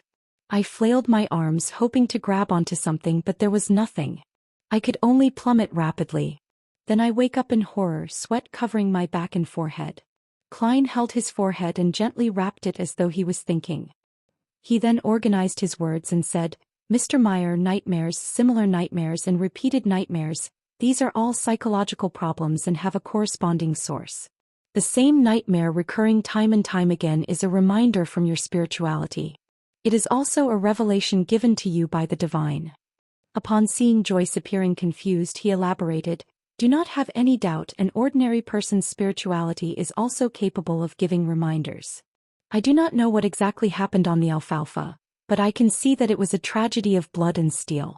It has left a deep trauma in you." Seeing Joyce nod slightly, Klein continued, "You must have been very horrified, very fearful on the ship. It is easy for a person to lose their observational skills when overwhelmed by such intense emotions, thus missing signs that they should not have been missed. This does not mean that you have not seen those signs, but you have disregarded them, you understand? Disregarded. In your subconscious, in your spirituality, the details that you have missed are present all the same.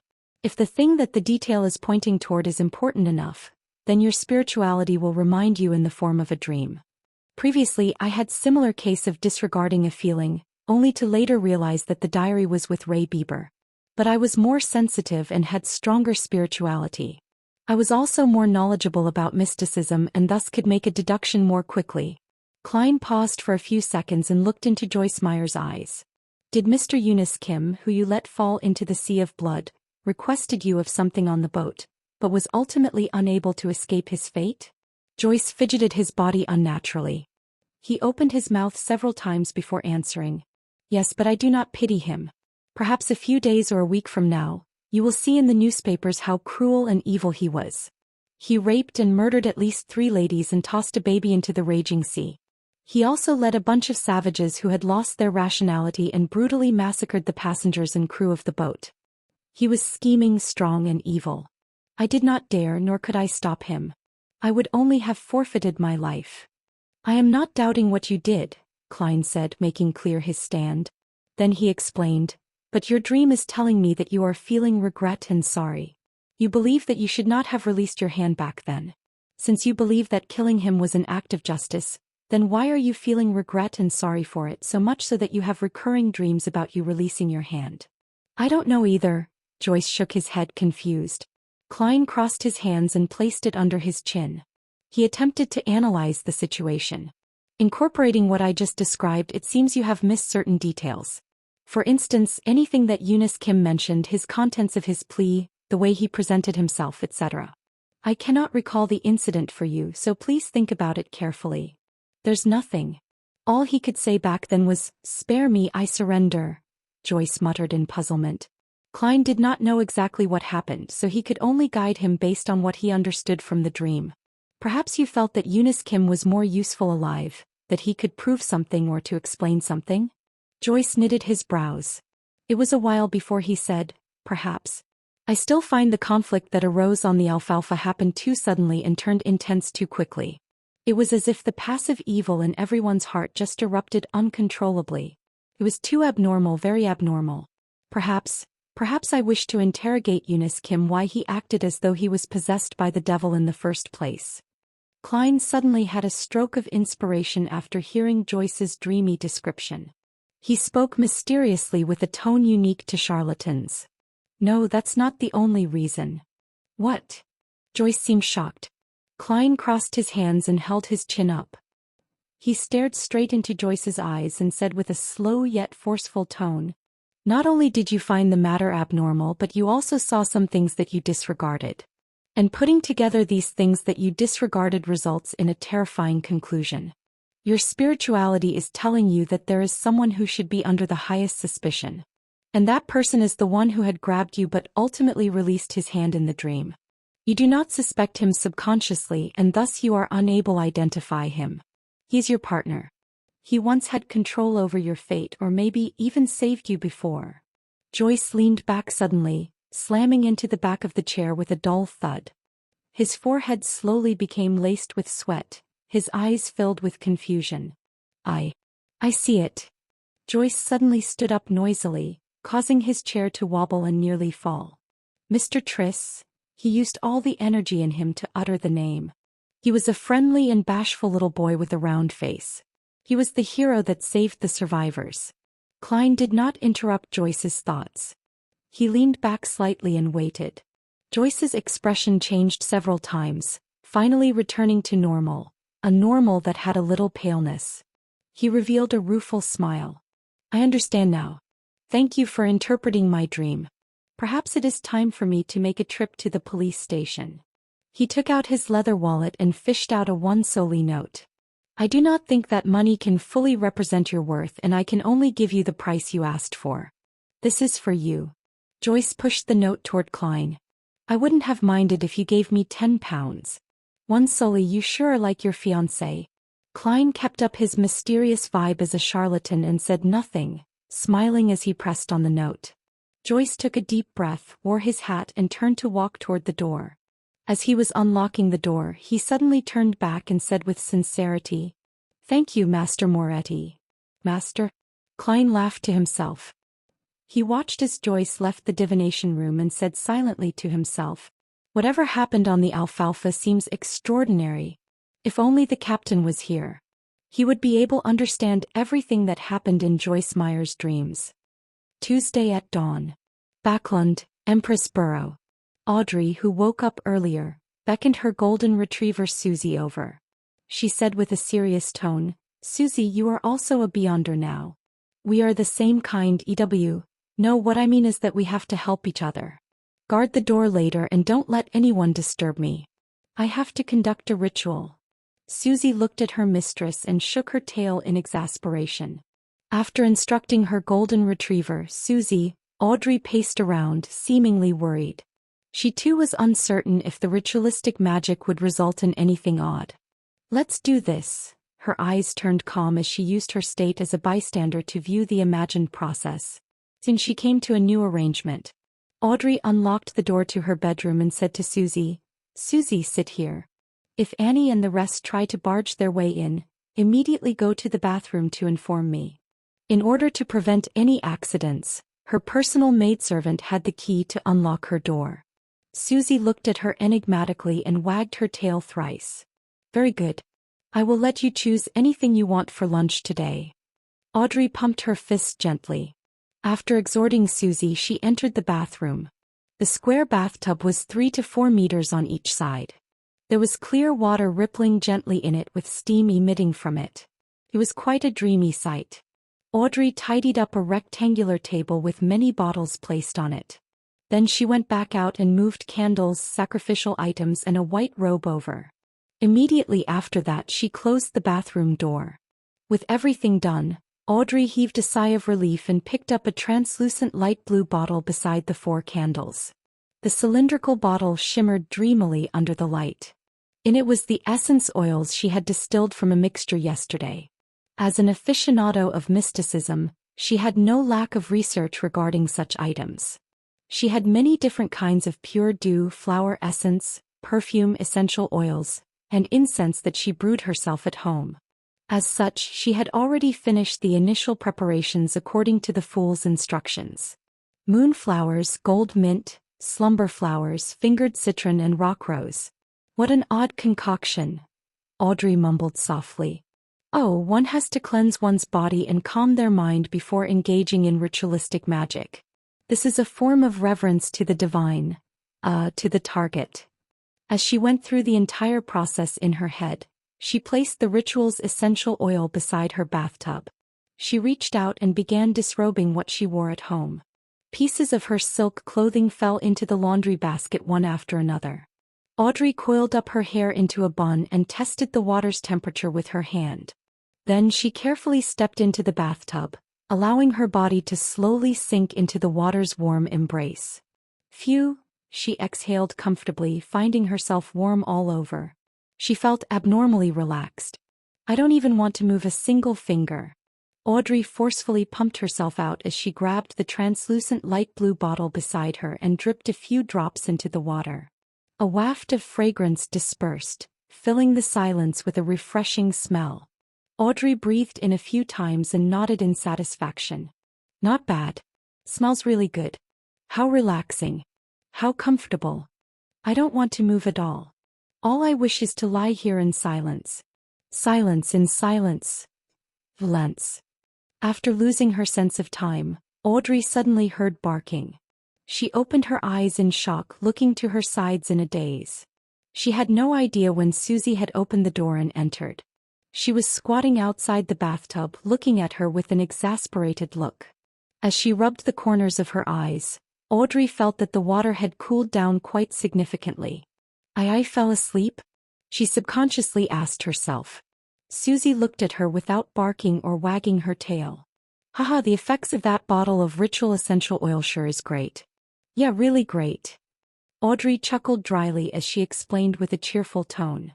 She stood up, retrieved a towel, and as she wrapped and wiped her body, said to the golden retriever beside her, Susie, continue keeping watch. Do not let Annie and the rest enter. Only when the golden retriever left did she secretly stick out her tongue. She threw her towel aside and wore a clean white robe.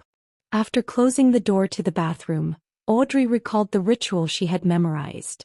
She picked up 4 candles and placed them on the 4 corners of the table. A loaf of white bread at the top left corner. A bowl of Fana Potter noodles at the top right corner. Smells great, but it's a little cold. No. It's not time to think of this. Paella at the bottom left corner and desi pie at the bottom right. Audrey set up the altar according to the fool's descriptions seriously, shaking her head twice during the process. After she was done with the preparation, she left her 4 candles lit. She picked up a silver knife and stabbed it into a pile of coarse salt. After narrating the sacred incantation in Hermes, Audrey raised the knife with beautiful patterns and placed it into a cup filled with clear water. After focusing her mind, she pulled out the silver sacred blade, cogitating her spirituality to spew out and spread from her blade. Invisible energy spewed out as Audrey held the knife and circled the altar once. When she felt that a spirituality wall was fully erected around her, she expelled all the uncleanliness and distractions outside. Maintaining her spectator state, she prevented her excitement and joy from affecting the ritual. She put down the silver knife and picked up the tiny light blue crystalline bottle and dripped a drop on each candle. Sizzle.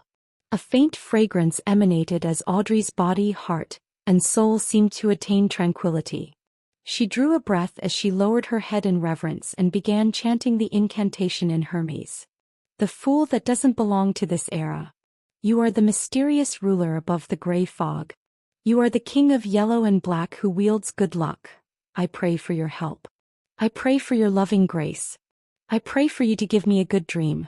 Moonflower, an herb that belongs to the red moon, please bestow your powers to my incantation.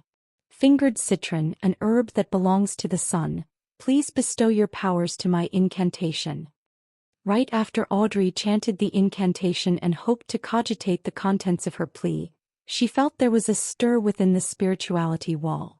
She saw a dark red star swirling on the back of her hand. Her heart leaped as she hurriedly closed her eyes and calmed her heart to plead sincerely. When everything was over, she surveyed her surroundings wondrously, but did not find anything odd. Is that all? Audrey knitted her eyebrows slightly as she whispered. The king of yellow and black who wields good luck. The fool that doesn't belong to this era. In the Blue Avengers Captain cabin, Alger Wilson in his windstorm robe was silently reciting the 3 lines of description he had heard in the afternoon. He seemed to be attempting to find clues of the person's identity through it. He shook his head and stood up in a clearly vexed manner, but ultimately did not do anything. Alger was not at ease inside the Blue Avenger, an ancient ship that was a relic from the Tudor dynasty. Although he was already in control of the ship, he had a gut feeling that there were still many hidden secrets, just like the Blood Emperor. Therefore, he planned on using the ship to test the fool's powers but did not wish to attempt the unknown ritualistic magic on the ship. Alger ruminated for a few minutes before leaving the captain's cabin and went on deck. He said to the few sailors, "We will be reaching the Rorstad archipelago soon. We will be anchoring there for a day." The sailors immediately cheered as they shouted in unison, "Thank you, Your Grace."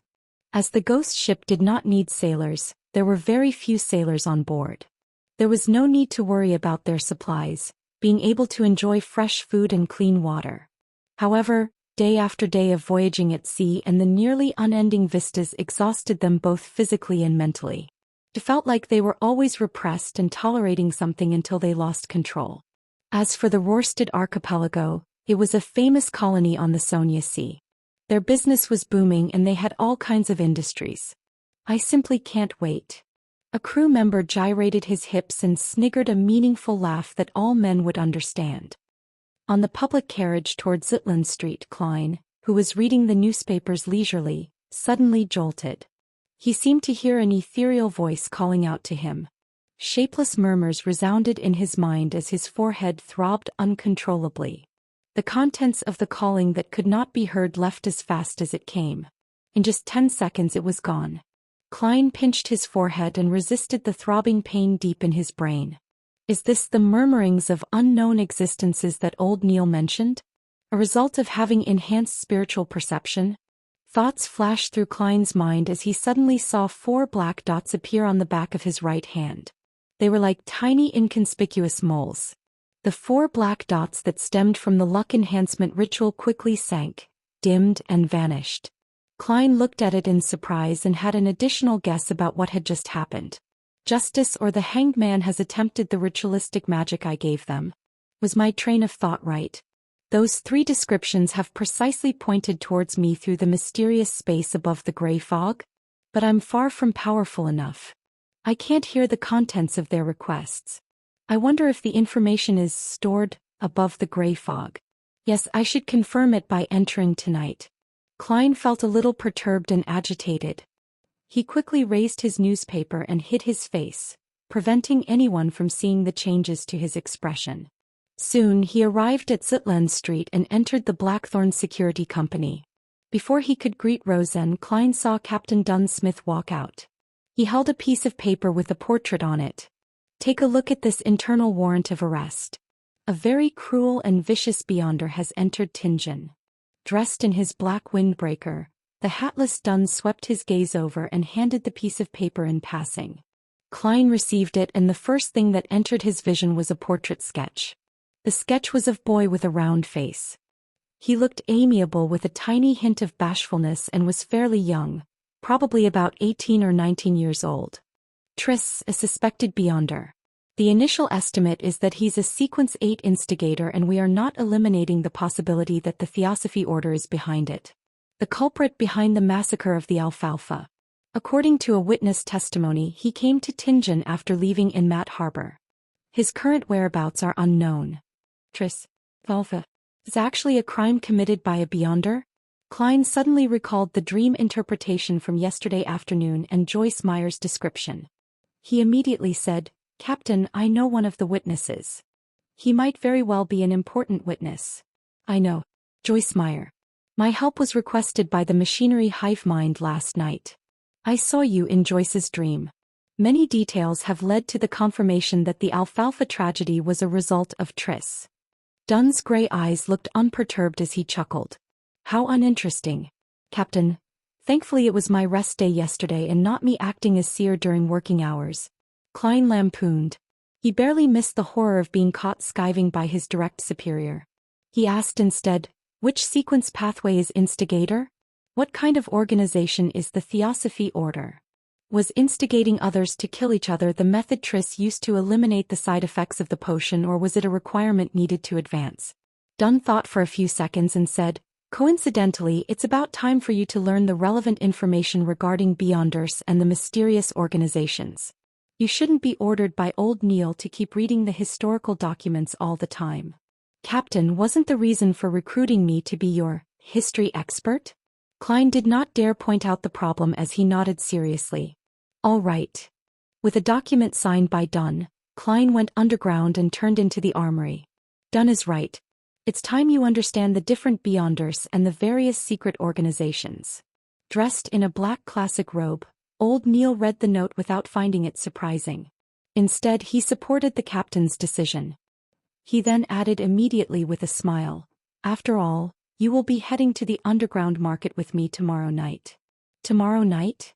Klein did not conceal his pleasant surprise as he asked to confirm. Old Neil nodded and said with a sigh, "I'm a person who can't sleep when in debt. I always wish to settle them as soon as I can." "You did not seem to act so previously. You left it to the last moment before using ritualistic magic to resolve the problem. So, I'm not the only one suffering from procrastination. Wait, is there a need to euphemize, afraid to spend away the money to repay a loan?" Klein did not expose old Neil and instead urged, "Mr. Neil, I'll be troubling you to retrieve the corresponding information from Cheney's Gate. There were mostly archaeological and historical documents in the armory. There were documents involving Beyonders and mysterious organizations, but few in number. Furthermore, they were mostly basic knowledge. Old Neil slowly took a sip from his hand-ground coffee and smacked his lips. He then walked out the armory with the signed and stamped document. Klein watched the place on his behalf. About 10 minutes later, Old Neil returned with a huge stack of documents. They can only be read in here. They are not to be taken out, he warned as he placed the information on the desk. All right. Klein gave a firm nod. He extended his hands and quickly flipped through the pages and did a general read-through. Very detailed. As expected of the Nighthawks' internal documents. As expected of a church with 4,000 years history or even more. Klein sighed inwardly as he glanced through the documents. Not only did the documents introduce the various secret organizations, it also listed down many of the sequence pathways. It was very complete. Some of them only wrote the potion name of the corresponding sequence while others only described the Beyonder abilities of the corresponding sequence. Some were completely missing and left blank. While holding back his excitement, Klein found the sequence pathway that led from Seer. He ruffled through the pages and soon found a familiar word. Then his delighted expression quickly froze because there was no corresponding potion name. Sequences 7 and 8, after Seer. Thankfully, the abilities of the two following sequences are present. Klein silently exhaled as he calmed his mind and read the description seriously. Sequence 8, potion name unknown. The corresponding Beyonder is good at fighting with artifice and very crafty. Good at fighting with artifice? This is the next advancement of Seer? Why does it feel odd? I'm not a hunter. Am I going to become a melee mage? What does crafty mean? My intelligence is enhanced, making me good at fooling the enemy? Klein was stunned. He even suspected that the Nighthawks' information was wrong. There were corresponding case studies appended, but he could not find a reasonable explanation despite reading it repeatedly. He cast his gaze lower as the description of Sequence 7 entered his eyes. Potion name unknown.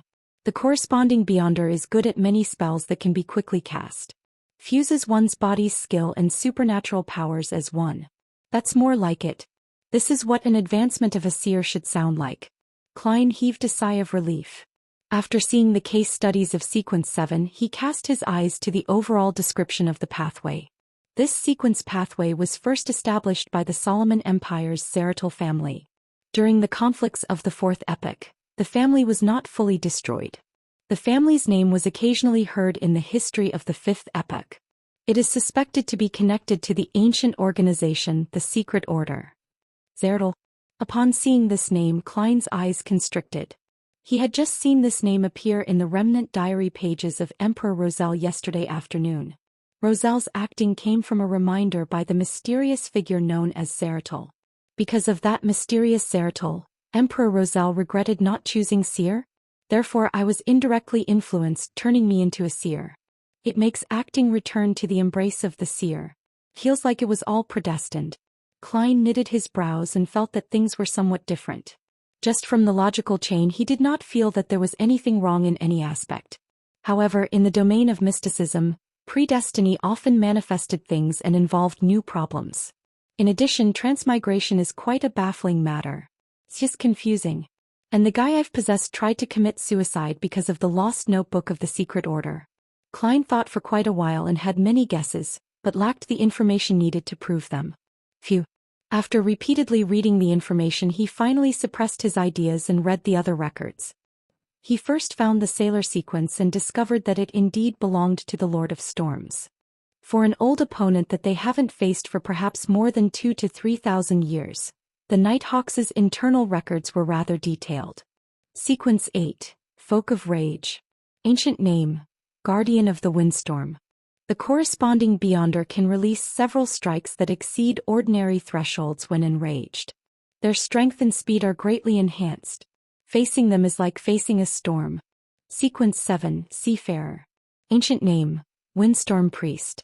The corresponding Beyonder is also a scholar of astronomy and geography. They have an intuitive grasp of magnetic fields, ocean currents, wind direction and clouds. A boat with a seafarer will never get lost at sea. They are even more beloved by the oceans and gain enhancements in every aspect at sea. They are friends of water. They can act freely underwater for more than half an hour. They can cast a limited number of water-related spells. Some are a result of their own capabilities and some are a bestowment from the Lord of Storms, for example. Sequence 7 Seafarer is very powerful. Klein nodded while in deep thought. He suspected that the Hanged Man was a guardian of the windstorm, if not a seafarer. From how he has recently advanced, it was more likely he was the latter. This also indicated in a way that the Hanged Man was either a member of the mandated Punisher or a pirate who had been secretly absorbed by the Church of the Lord of Storms. Impressive. Impressive. Klein flipped back a few pages and found the advancement of Spectator. He discovered that the description was identical to what the Hanged Man had said. Sequence 9 Spectator was like a seer. They lacked direct combat means and could only observe a target to obtain information, gleaning the true thoughts of the target. By doing so, they could provide subtle influences and guidance to cause situations to develop in a way they wish. Sequence 8 Telepathic was the advancement of Spectator. Their observation was not only limited to superficial details, but deeper into one's aura, ether body, or other mysterious domains. The combination of the two allowed a telepathic to precisely understand a person's thoughts as though they could read their minds. In front of them it was difficult to have any secrets. Sequence 7 Psychiatrist, which was also known as Psyche-Analyst, had further enhancements above the Sequence 8 foundations. They could begin directly influencing a target. For instance, they could treat a target's maniacal problems or alternatively, cause them to turn maniacal and lose their reason. A beyonder that is very difficult to be noticed. After reading the description, Klein made a reasoned judgment. After understanding the relevant information concerning the gathering members, he flipped to the Church of the God of Steam and Machinery. This was because Emperor Roselle had chosen their Savant sequence. Sequence 9, Savant. The corresponding beyonder believes that knowledge is power. They have a rough understanding of the supernatural, but are more knowledgeable about aqua regia, nitroglycerin, and complicated bolts and gears. They seem to know everything. It is no wonder that the Emperor Roselle said that this potion suited him perfectly, allowing for him to press his advantage to the fullest. Klein understood completely as he shifted his eyes down. After several case studies, the corresponding Sequence 8 finally appeared in Klein's vision. Archaeologist. They possess a good deal of knowledge about history and outdoor survival, as well as forbidden knowledge about ruins.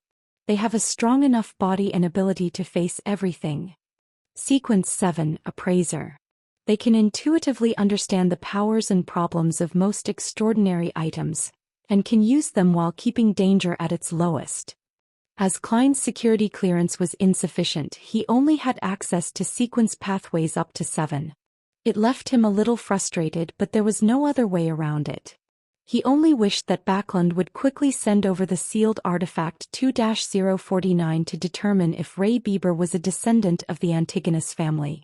That way he would have a chance of becoming a formal member and obtain a higher security clearance. Collecting himself, Klein read the material seriously from cover to cover. He knew that the sequences following Corpse Collector were Gravedigger and Spirit Medium.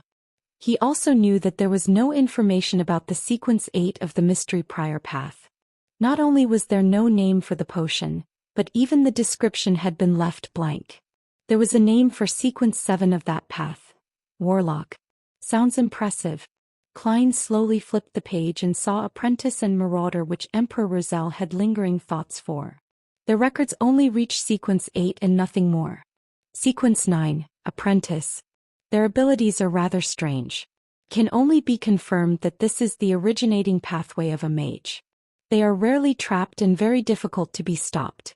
They often are able to escape and pass through obstacles every time. Sequence 8, Trickmaster.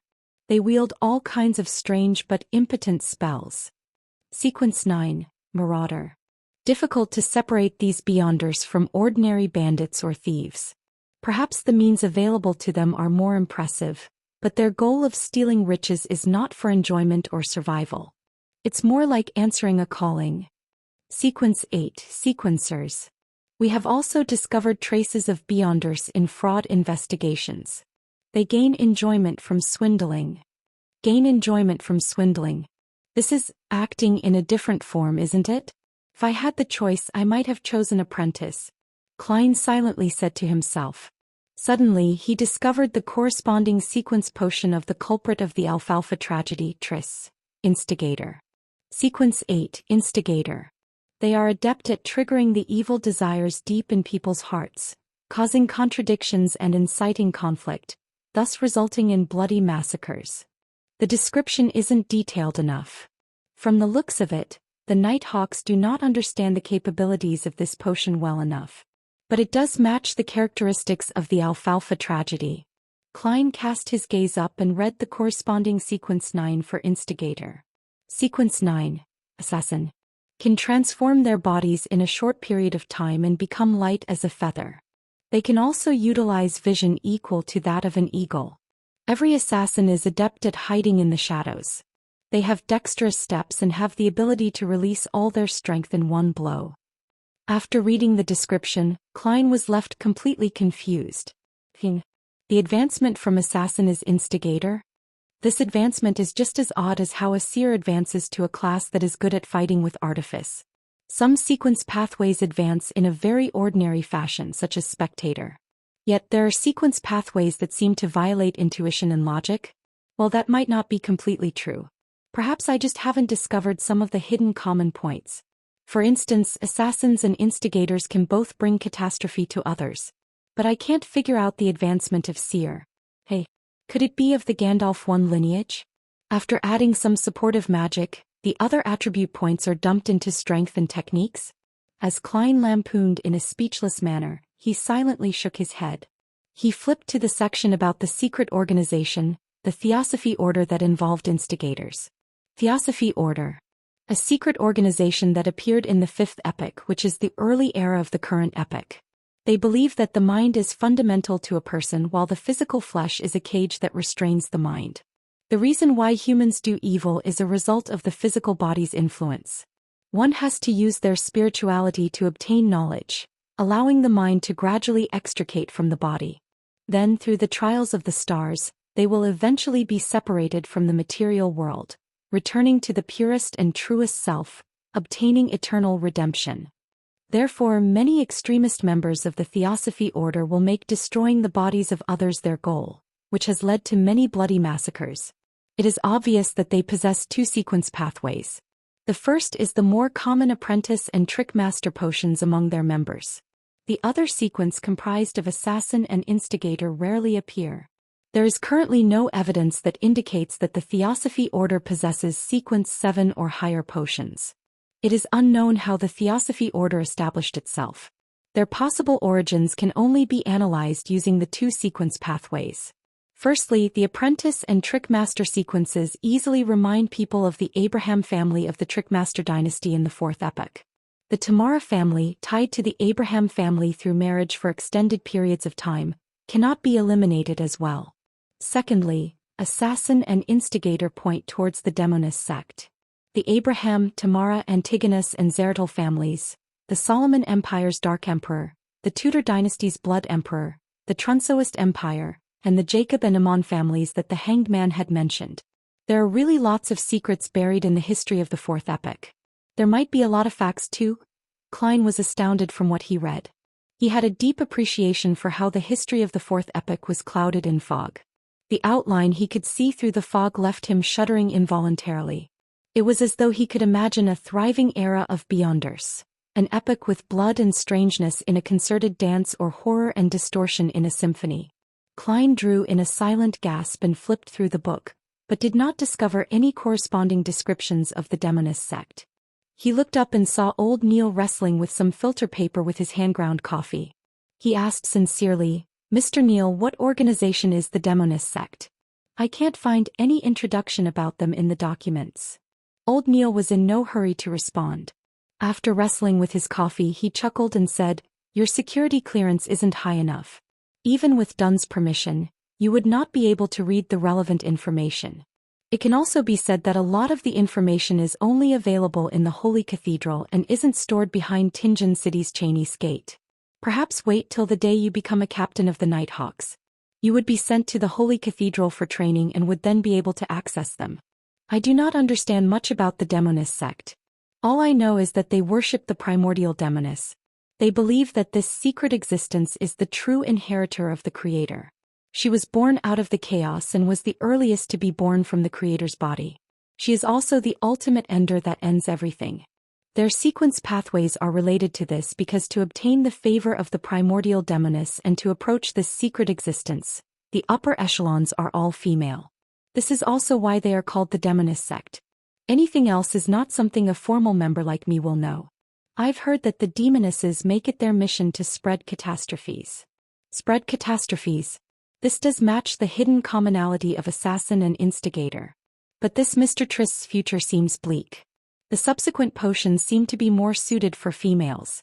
Klein nodded slightly before he continued reading the information. After he finished reading, he realized that the secret organizations were a lot more than he imagined. But on second thought he found it very ordinary. After all, this world had so many years of history underlying it. There was once an era when Beyonder powers were extremely active. According to the provided information, Klein categorized the secret organizations into 3 based on era. First were the ancient organizations born in the 4th epoch. They included but were not limited to the Moses Ascetic Order, Secret Order, and the Blood Sanctify sect, which were followers of the devil. However, the information only mentioned the Demonist sect. The second was the secret organizations early in the 5th epoch, the present epoch. For instance, the Theosophy Order or the death-worshipping Numinous Episcopate. There is also the Life School of Thought, which employs a master-disciple heritage, and the Rose School of Thought, known among Beyonders for its bloody sacrifices. The third category were new organizations that appeared in the recent century or two. They include the Aurora Order, the Iron and Blood Cross Order, the Element Dawn, and the Psychology Alchemists, which Klein learned about much earlier. Apart from them, there were other organizations that did not do anything major. Benson and Melissa must have never imagined that the world is so dangerous. It's not only limited to wars. Klein shook his head with a wry smile. He stacked the classified documents neatly before pushing it to old Neil. Meanwhile, he added silently in his heart, "Please don't let my tarot club be on the list." Old Neil never suspected that a leader of a secret organization was sitting opposite to him. He chuckled and took the documents and headed to Cheney's gate. Klein sat there and wondered if he should divine the location of instigator Triss. But he abandoned the thought after less than 20 seconds. After all, he only had a vague idea of Triss's appearance and did not know if the name was genuine. If he could figure out his location with that, he would not be a seer but a prophet. By the time old Neil returned, Klein had straightened his thought processes and continued his revision of mysticism studies to grasp even more forms of ritualistic magic. He spent the day studying and revising. He did not participate in the joint operation needed for capturing instigator Triss. He did hear that the delivery of sealed artifact 2-049 from Backlund had been delayed due to some reason or another. The actual time of arrival was still pending. As he had earned nearly 2 soli from yesterday's divination, Klein spent 10 pence to buy a 2-liter barrel of Enmat beer for Benson on the way home. He also bought some lemon cakes fresh out of the oven for Melissa. "Klein, I know you care for us deeply, but there's no need. There's no need to keep spending money on such matters," said Benson after he saw the tiny barrel of beer and deliberating over his words. Melissa stood beside him and nodded slightly. This is probably how our consumerist habits differ. Klein sighed in amusement. "Benson, Melissa, don't worry. This was bought with my additional reimbursement. Yeah, I earn an additional 2 to 4 soli every week. I can't tell them that these are the earnings I got from doing divinations for others, right?" He added inwardly. "That job of yours is much better than I imagined." Benson was taken aback as he made an objective assessment. "That's right. I even learned divination from it." Klein mused silently before turning toward the kitchen. Under the combined efforts of the trio of siblings, a sumptuous dinner was ready for eating. After having their fill, Klein, Benson, and Melissa lay slumped in the living hall. It took them quite a while before they got up to clean up, chat, and study. When Benson and Melissa fall asleep, I'll head above the gray fog to see the effects of the ritual. As Klein revised his history textbooks, he shot a glance at his siblings. Westboro. Iron Cross Street, Lower Street. A 3-storied apartment was immersed in darkness. There were no street lamps or any additional light. Suddenly, a figure leaped out of a window from the 3rd floor. It landed gently on the ground like a feather without causing so much as a stir.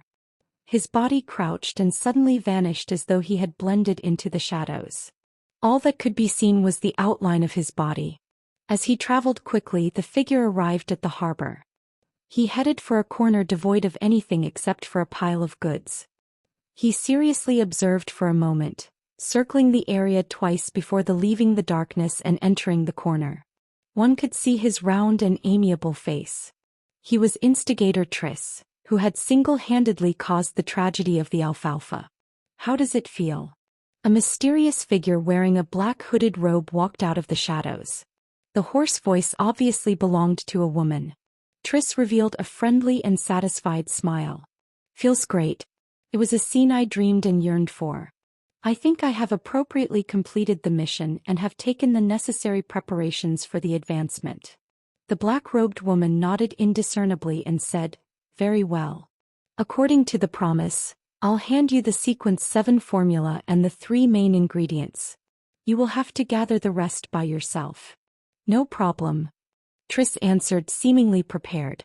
The mysterious woman raised her hand and handed a book-like object to Triss. The book had an ancient and mottled bronze exterior cover with a strange star-shaped lock on its side. Triss knew that inside the book was the formula and ingredients. He instantly became thrilled. He tried hard to compose himself as he looked curiously at the potion's name on the bronze outer cover. "Witch!" Triss exclaimed. He found it unbelievable that the word written in ancient Hermes was witch. "Witch? I'll advance to become a witch? What a joke." The mysterious woman covered her mouth and let out a chortle. It took her quite some time before she answered, "Weren't you always curious? Curious about why our upper echelons are all female? That is the answer." The crimson moon high in the sky hung silently in the darkness. It illuminated Tingen City, the city of universities, as it gradually fell silent. Klein stood in front of his desk and looked through his oriel windows to see the empty Daffodil Street. He heard the sound of carriages quickly galloping far away without causing a din. He picked up his vine-leaf-patterned silver pocket watch and snapped it open. He took a glance at it and drew the curtains, making the yellowish lights of the gas lamp reflect back into the bedroom. Klein turned around at an adequate speed, locked his room and switched off the gas valve. The room was immediately covered in darkness. Only a sliver of red moonlight penetrated the curtains. It gave rise to an atmosphere perfect for many late-night folk tales. Klein took out the silver knife he had applied for. He imagined the spherical light and entered a half-cogitation state. He focused his mind according to his previous practice, allowing his spirituality to spew out from the tip of his blade. Then he allowed their motion to miraculously fuse with his surroundings, sealing off the room. He was doing it to prevent any abnormal stirrings that could wake Benson and Melissa. Following that, Klein put down the knife and walked 4 steps in a counterclockwise manner. Every step was accompanied by the incantation from Earth. The unchanging roars and murmurs inundated him. With the same mania and pain inflicted on him, he did his best to control himself and withstood the most grueling and dangerous stage in his half-conscious state. The grayish-white fog was endless. The dark red stars were at varying distances from him. The towering divine palace stood erect like a dead giant. Nothing seemed to have changed.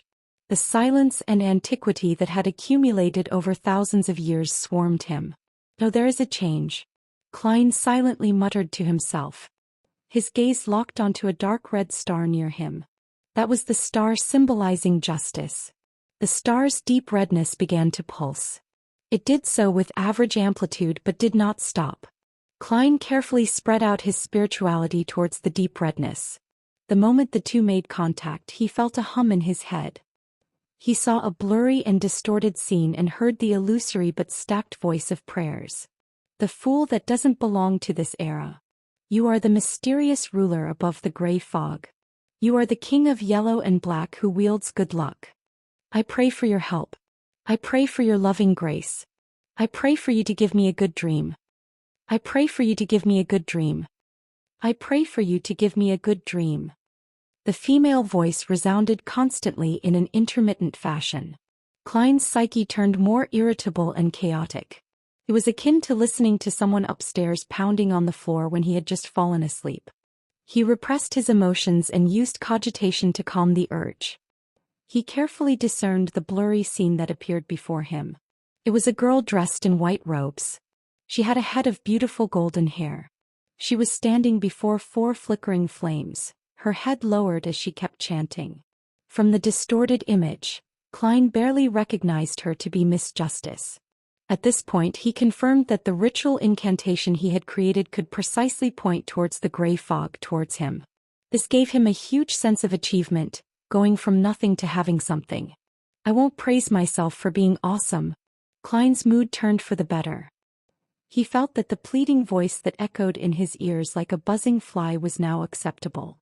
With a thought, he attempted to create a response in his mind, transferring it through the intricate connection to the dark red star.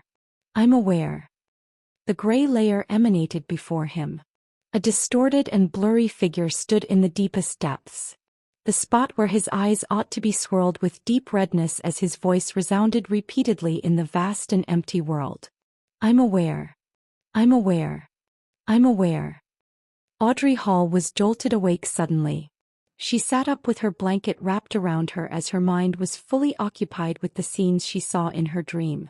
She knew very well that she had dreamed of the Fool, the mysterious being that lived above the fog. Is this a response to my morning prayers?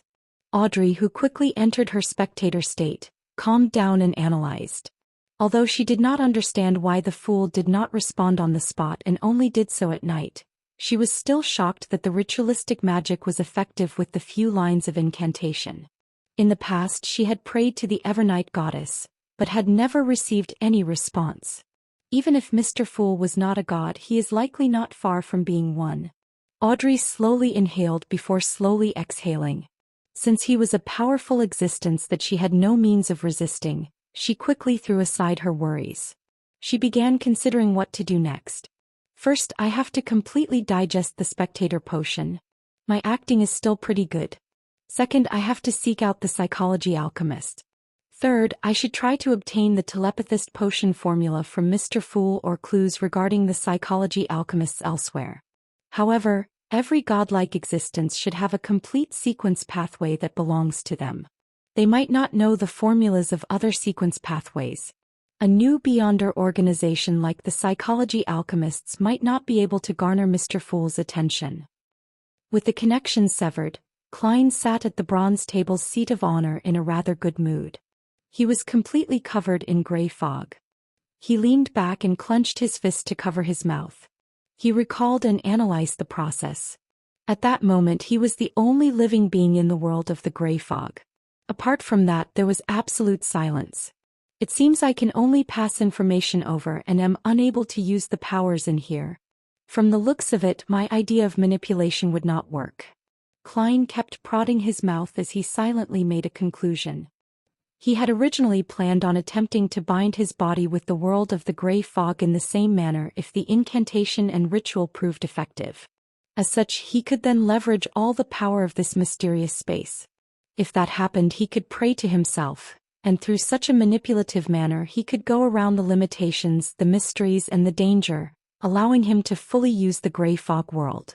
For example, he could first conduct a ritual and pray to himself for spells. Following that, he could come above the gray fog and answer his own request and bestow it. From the looks of it, I was being too idealistic. My understanding and control of the gray fog world has not reached that level.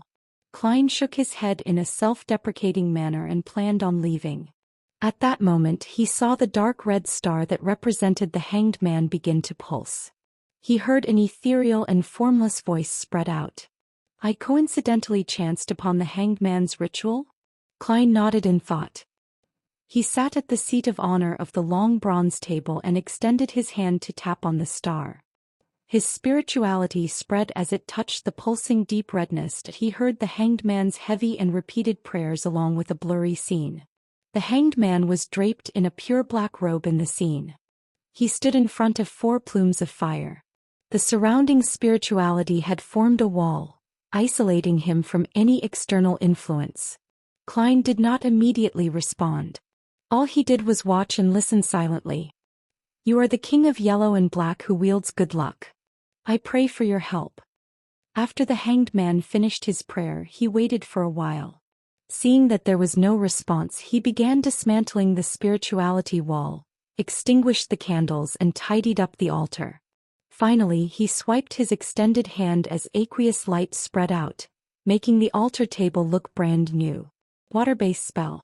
The bestowment of the storm. The hanged man is indeed at least a seafarer. Klein nodded slightly. Before the scene vanished, he responded via the method he imagined, transmitting it through the blob of dark redness. Alger Wilson was situated in the Rørsted Archipelago's city of generosity. He had not gone with the sailors to the famous Red Cabaret. Instead, he stayed inside the hotel and sealed the door and windows shut to attempt the ritual the fool had described. After familiarly finishing the prayer, Alger waited patiently for a moment, but did not receive any response. It seems this attempt isn't too successful. Mr. Fool needs to change methods. He was both overjoyed but also a little disappointed. After everything was done, Alger planned on going downstairs for a bottle of Langsky Proof, alcohol that could aid a folk of rage to unleash his powers. Mandated punishers of the Lord of Storms were rather fond of this sort of beverage. Pulling open the door, Alger was about to walk out when his vision blurred. He saw gray fog billow in the corridor and a hazy human figure sitting in the deepest depths of the fog as if on a high throne. I'm aware. The familiar deep voice reverberated around Alger's ears, causing him to freeze where he stood as his head slightly throbbed in pain. Alger's eyes suddenly turned dark. He looked around but realized that nothing had changed. There was still the same squeaky floorboard, the same aged wall candlestands, and the same unclean corridor. I'm aware. The voice was still resounding by Alger's ears. His expression sank as he hit his chest lightly with his fist but did not say any words of respect to the Lord of Storms. After a long silence, Alger's expression was restored to normal, but his gaze seemed deeper. Klein did not spend too much time above the gray fog. When all the remnant voices returned to normal, he enveloped himself in his spirituality and plunged into the gray fog, plummeting into the material world. The lights before him flew by rapidly, like the scenes of a movie played back at a speed tens of times faster than normal. After Klein felt faint, he saw curtains that let crimson moonlight through along with the blurry outlines of the desk and bookshelf. He picked up the silver knife again and removed the spirituality wall in the room. Then a sudden gust of wind opened the door and went through the corridor. He was completely relieved when he saw that there were no stirrings from Benson's or Melissa's room. This luck enhancement ritual is really indispensable for traveling. It's concealed and mystical. Klein silently murmured and closed the door again, walking towards his bed. His mission tomorrow was to head to the underground markets for Beyonder items with Old Neil.